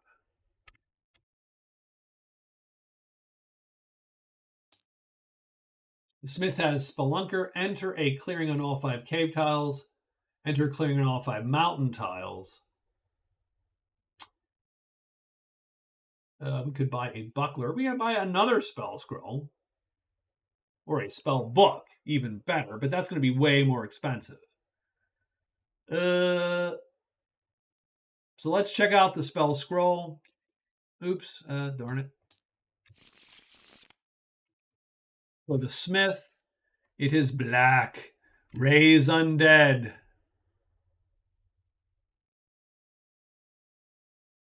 That's cool.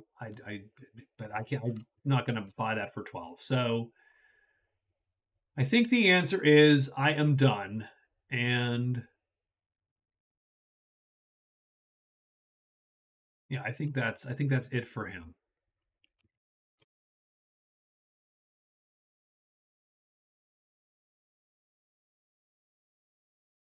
So we do roll because this guy is still in here. We do get 2 orcs. So 1, 2, and they land on our guy. Our guy is hidden, so we might luck out or we might die here. Whatever. Let's whatevs at this point. Come on. Oh, we do succeed though, because we got 1 blank. All right.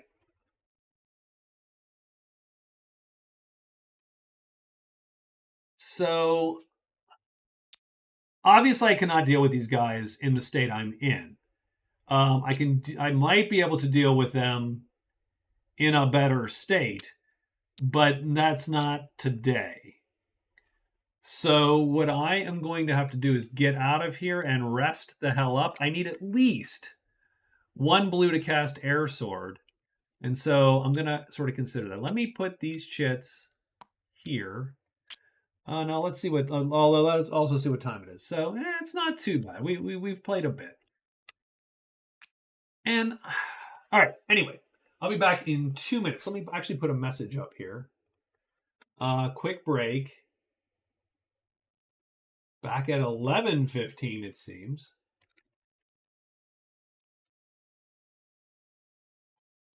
I'll be back. Got to get more to imbibe.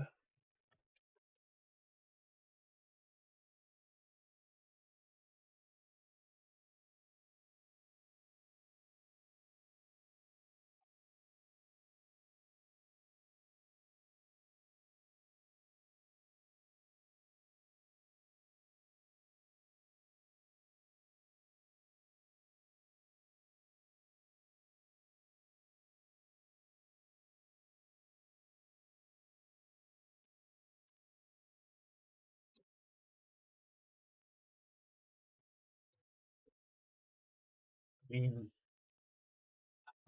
I'll give it the 3 minutes. I'll sit here for three.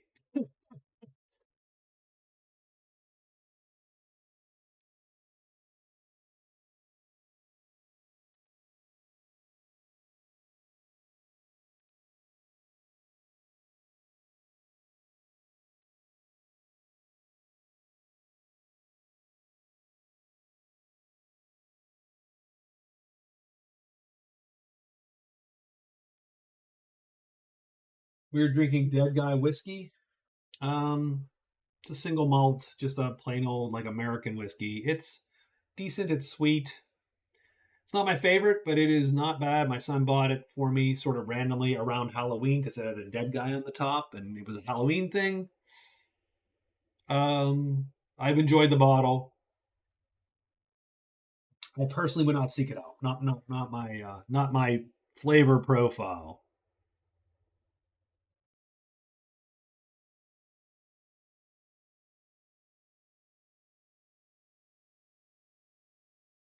My buddy is playing Starfield. He just got the Mantis ship.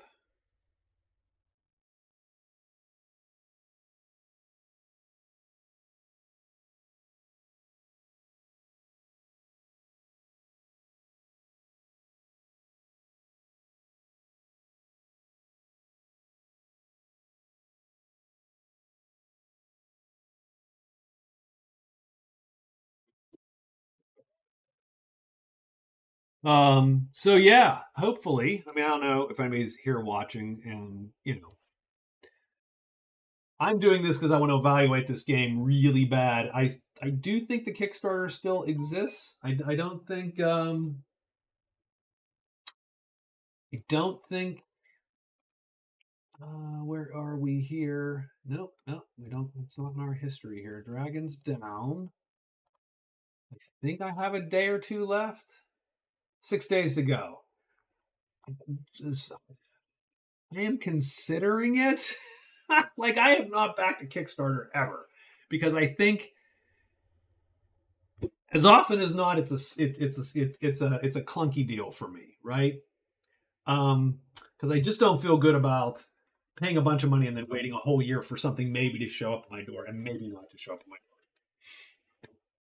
So I'm playing this here to go, how do I feel about this game? I don't feel too bad about it. It's pretty good. It's engaging enough. I'm it's weird because I played for 3 hours and 50 minutes. It's been pretty good so far. I'm trying to gauge its long term, right sticking power, and I just don't know it. I can't tell you yet. Um, Magic Realm holds a lot of joy for me historically, and because it's because of its futziness, and because we have a homebrew expansion to it that we play in. So there's a little bit of that going too. So anyway, um, my buddy is pinging me now about his ship, so all good. He's having a good time though. Good for him playing Starfield. Um, okay, so let's do a couple more days, right? So let's do a couple more days here with these guys. So 6, so the illusionist will go first today on day 10, I think. I don't know what day it is. Barely matters. So so the illusionist has to make it back. So he's at the sanctuary. So he has to go all the way back to the keep. He's going to have to dodge 2 sets of monsters to get back to the keep. He is well suited to do it, being a halfling with the shadow cloak. So I don't have a lot of fear that he's going to get waylaid here. So let's assume that we're going to sneak. We're going to move. So that's here. He now has to roll because the monsters are trying to block him. Done. He moves here. That's so that's 1 move, 2 moves, and he moves here. And the monsters try to block him again, and they fail. And he is done, and he's right there. I believe that's how that goes. The Conjurer does not want to deal with these monsters right now. He cannot deal with these orcs today. So we're going to move and just move, and we are done. We have to sneak because there's monsters now. So we move and we sneak.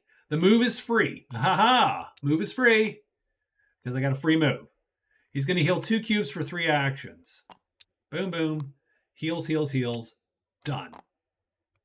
So all that spell casting and so on is back in action. And we are done.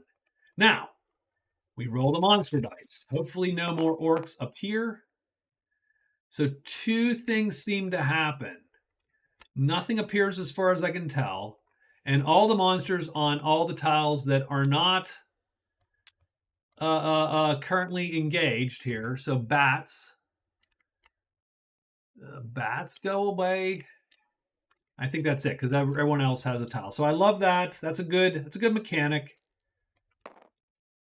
And done. So that's the day. Do I want to essentially force a combat anywhere? Does the Conjurer want to cast Teleport? I don't know. Do you want to cast Teleport, Conjurer? What do you think?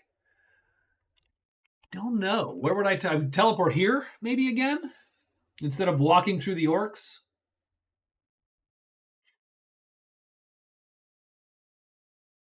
That might be useful. I mean, get to the altar. No one's found a treasure site yet, strangely enough. I'm going to do it. Yeah, we're doing it. So we're going to cast Teleport tonight. So we're going to pop, pop, and pop. Now, these don't wound. Only 1 wounds. So that gets wounded. These are done. We are going to teleport that night to here. Whoop, like that. And we get to roll randomly where we go. And because we are the Conjurer, we re-roll anything that is quote-unquote random. So we're hoping for a 3 here. We get a 6. That is the shittiest one because it's way far away. We're going to re-roll them. Come on, 4 or 3. Nope, just a 6.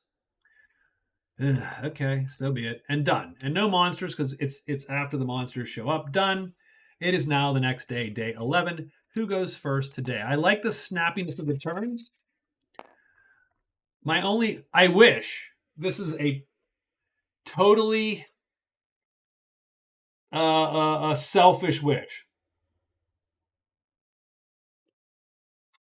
I wish this was more compact and that I could put a character sheet down here. I might be able to fit another character sheet and one here so I could play like Magic Realm, play 4 characters at once.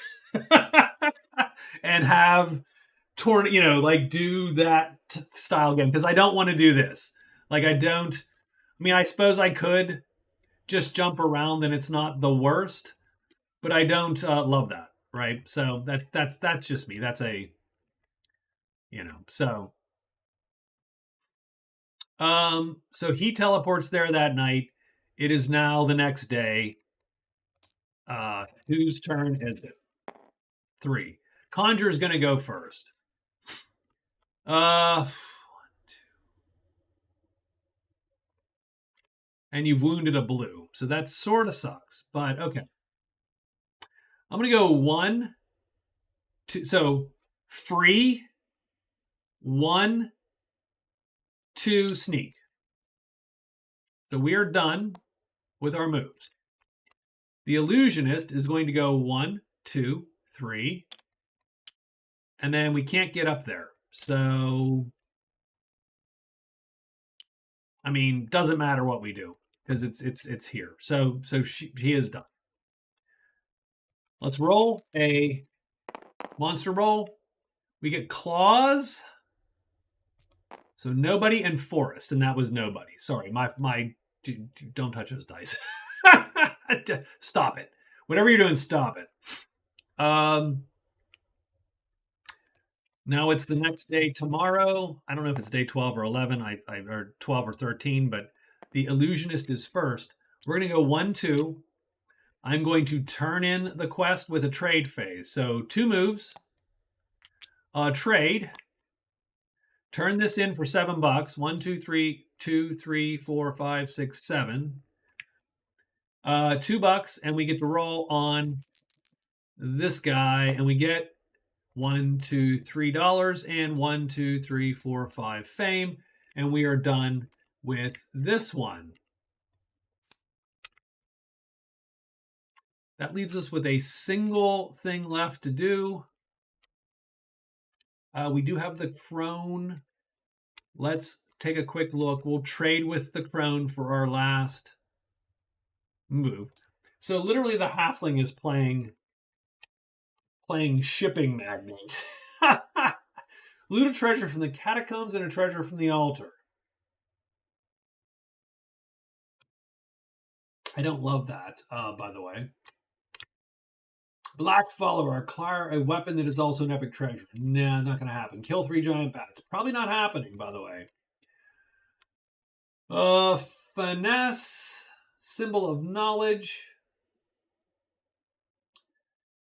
Reroll 1 search die, and tomes and tricks is one-time use. Get the thing. I think I'm okay. I don't think I want anything. So that's his day. The Conjurer is next. The Conjurer is going to search. He has 3, and he finds it. That is super sexy. So we find the altar. So there's no really good... Oh, we get a legend point for finding the altar. Done. We get 5 fame? Yes. 1, 2, 3, 4, 5. We don't really have a good method of telling us that we found a thing.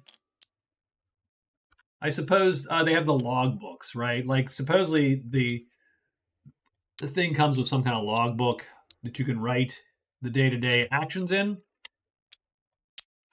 So we have found this. That's 1. We're going to loot now. Loot is loot a site. So I think we roll and we take... So hold on. So first off, what is this site? This is the altar. Where's the altar? It's right there.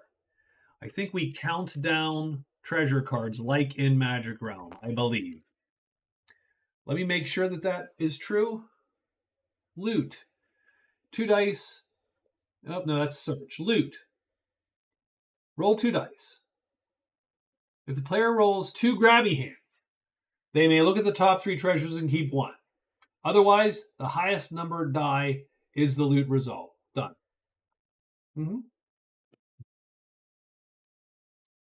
Okay. So we're going to roll 2 grabby hands, baby. No, 3 and a 4.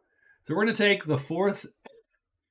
Now, did they do the same thing? No, they did not do the same thing as the Magic Realm mod did, where you get the X treasure in the stack by hitting number pad and that number. They should do that. This mod should do that if they're going to do it. 1, 2, not to diminish the work the guy did on this, but this is annoying to have to slide these out. So I'm taking the 4th treasure and then putting these back in reverse order. He gets a deep treasure. Deep treasures are bitchin' treasures, effectively. We get the Band of Sagacity. So that is epic treasure. So first off, he gets a legend point for finding an epic treasure and 5 fame. So he can... A yellow magic cube placed on this treasure allows the hero to reroll a hit die roll by or against them 1 time per combat round. Yeah. Well, we don't have any yellow magic, so we're going to just sit on that for now. But cool item, and it's epic, so done. That's his 2nd move. He does get 1 more action, and you have to decide whether you sneak or you press your luck, and I think I'm going to sneak, frankly, because I don't want to die. So he is done there. The guy is done. He is done. Everybody is done. We roll. Monster check. Comes up claws and caves. So that's good that we... So claws is nothing, but caves does bring giant bats. So we get 1 giant bat. And it's on us. Now a single giant bat we might consider attacking. So let's think about this. Copy him. I will paste him down here. And let's, oops, I don't know why we got 2. Let's not do 2. Why is it 2 giant bats? I don't understand. Okay. We only should have a single giant bat. So let's look at our giant bat here. So giant bat attack speed is sort of crappy, so we're not going to get auto hit by the giant bat. Although if he flips, we could get auto hit, of course. He is too fast for us to auto hit. He's too fast for even the other guy to auto hit. So that's something to be wary of.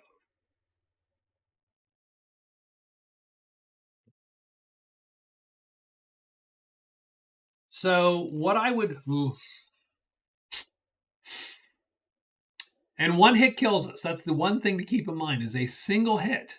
A single unlucky hit kills the... Well, does it kill the conjurer? Yes, I think it kills the conjurer. We have a single health. So I don't think we can be wounded in this battle. We're either dead. The golden rule of damage. We're either dead or wounded. Anytime a target is hit by attack with actual damage of at least 1, he's killed or wounded. If the target is unarmored, the actual damage is greater to or equal to the health of the target, you're dead. So that's me.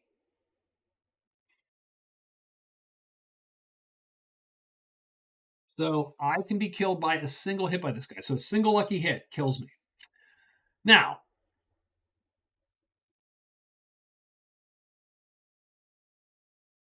so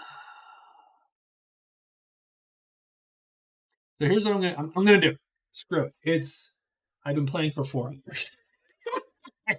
Yes. I'm playing for 4 hours. So we're gonna try this. So we come alive here, right? We cast Air Sword. Boom, boom. Those are our 2, and we put 2 chips here. So we've got to survive round 1. That is sort of the gig. So this guy can either flip or not flip. We're sort of hoping he doesn't flip because his attack is shittier when he doesn't flip. And he does not flip. Now he's got to hit me. His attack is slower, so the equals does not work. If he double pops me, he kills me. He double pops him and kills him. Done. That's it. Battle's over, and we have died. That's it. Conjurer's dead. That was a little risky without armor. That's a risky fight. Now it's only 25% chance to do it. If we, right? 25% chance. We roll, miss. So let's pretend he misses for giggles. We're going to probably stop after this anyway, but let's pretend he misses. So round 2. So this wounds. So we're done with blue spells. This wounds. This wounds. He misses us, the bat. We'll pretend. Round 2 comes. Round 2, we play a weapon there. We'll play 1 cube there for giggles. And that's it. That's good enough. And the sword attacks also. Does the bat flip or not? The bat does not flip. So now we go fastest attack. That's this attack. It is not fast enough to auto hit the bat. It's not fast enough to tie. So it is a shitty attack. 25% chance to hit. And it misses because this does not hit on if you're lower. You have to tie to get there. My attack is next because it is equal speed but longer. Oh, maybe it's not longer. I don't know what 0.22 means. I have to go look that up.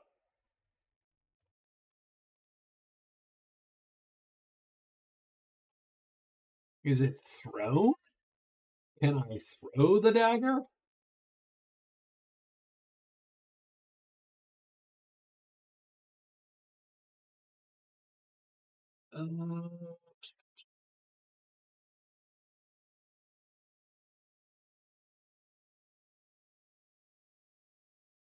It's melee or ranged, yeah. So we can use either. But if you use the bottom one, you throw it and then remove the weapon from the game. Interesting.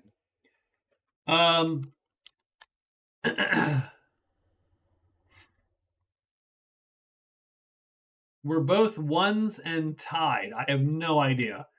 I am going to should give the dagger like a length of one for crying.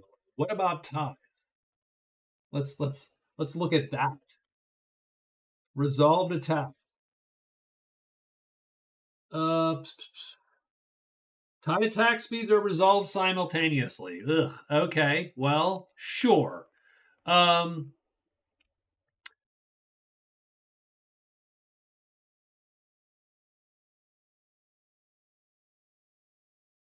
eh.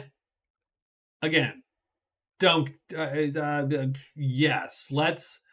Let's say that we're going to do that. So my attack misses. The bat's attack hits me. So there you go. So the bat would have killed me round 2 or 3 anyway. So there you go. So now if I throw the dagger, I'd have still missed. He'd have still killed me. Done. The conjurer dies to the bat. And there you go. Darn it. Um, I mean, there is a little bit of that dangerous thing going on still. I don't think anything is for certain.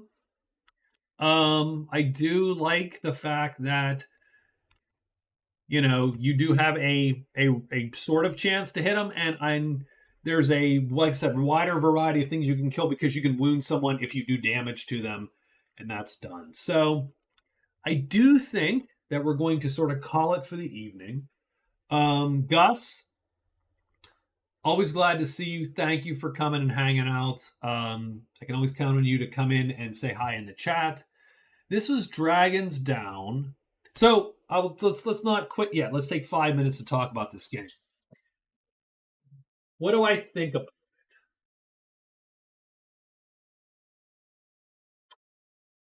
I do think it is engaging in the short term. So its first impression is very good. How's that? So I only played 4 hours. The first impression of this game I feel is very good.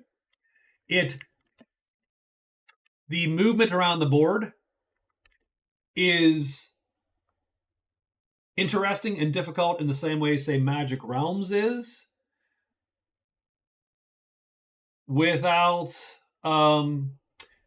but caves aren't as punishing, so I think that's a good thing because I think caves are too punishing in Magic Realm for the most part. Thus, I usually avoid them in Magic Realm, whereas here I'm like, 3 moves instead of 4, I can live with that. Let's go for it. So I think that's good. I think the sneaking rule is super clever. I think the ability to allow someone to take their turn and not write it out is a good thing. I think the designer has done a very good job with that. And the fact that you go, oh, okay, I can either sneak and thus I get this bonus to my reaction. Hiding is a reaction. That's a good. That is cool. So there's a lot of mechanics here that I actually think are very well done and cool, right? I think the hide mechanic is super sexy. I think and that allows you, really, if you think about it, it allows you, the fact that the hide mechanic is you are either sneaking and thus you get a slight bonus to your reaction, and then when a monster tries to block you, you can determine whether he finds you or not by the hide roll. That's very clever. And it allows you to not have to plot your moves. I like that. I think it's then easier to pick up for folks. I think it's easier to deal with at the table a little bit.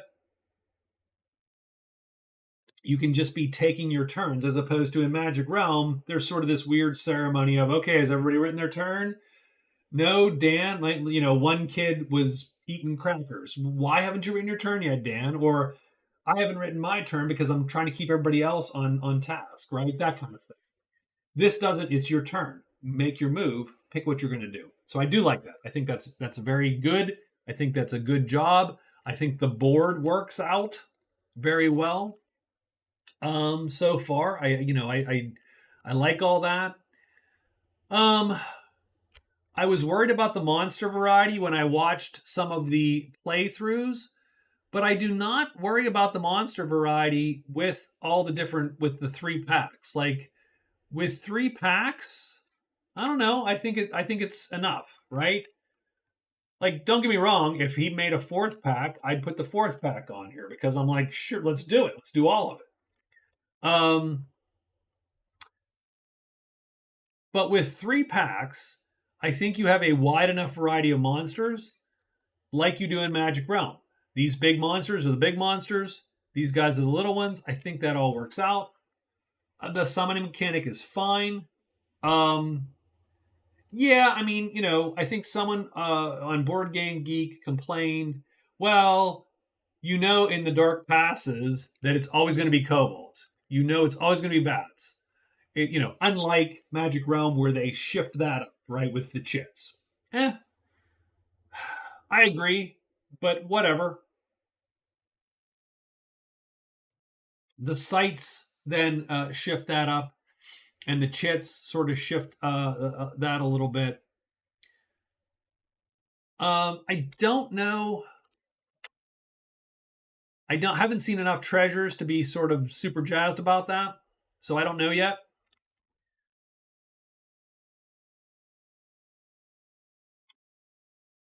Like the only ones I've seen are the books and the scrolls, and I saw the bracers of vigor, and so on, right? So I think I have to see a little bit more treasures to sort of get a vibe as to how critical the different treasures can be to different characters and play styles. The sword was pretty cool, and I think it did work for this guy. And I think, frankly, I was just unlucky with this bat. I think I could have killed the bat. But teleport useful. Divination I probably should have used when I looted, but so be it. The only thing that again, I do think, I do wonder. So, and this is again, whatever this, the dude who designed this knows better than I do, and they've certainly played it and play tested. I do wonder for some of these spells, they're like, well, you got to cast, and then good luck beginning of next round. Our spellcasters always at that weird disadvantage that they often are in Magic Realm, where either you have a nuke and good luck, haha, I win, or, and I'm fighting the right thing, or, hey, I have this summon spell and good luck, I have to survive, right? It worked with the demon, but in any of those, you were sort of sitting on a X% chance of dying. Now, it's my fault. Had I put a goddamn piece of armor on before I fought the bat, then that battle's trivial. So, I think it all works out, right? I think it's all what are your circumstances right now? And is this fight for you right now? And unarmored with 1 health, the answer is no. What the fuck are you doing? Get out of dodge. You're hidden. Run away. So I probably should have just left that combat. And the answer is go to the keep and buy a freaking helmet or something. There's got to be something somewhere that you can buy that gets you 1 piece of armor to keep that bat off of you from killing you. So, and the bat, is hitting you for a point of damage. So if it's 2 points of armor, then nothing happens to the bat will still do a wound, but then you pop your health chit or a gray chit or something, you're fine. So anyway,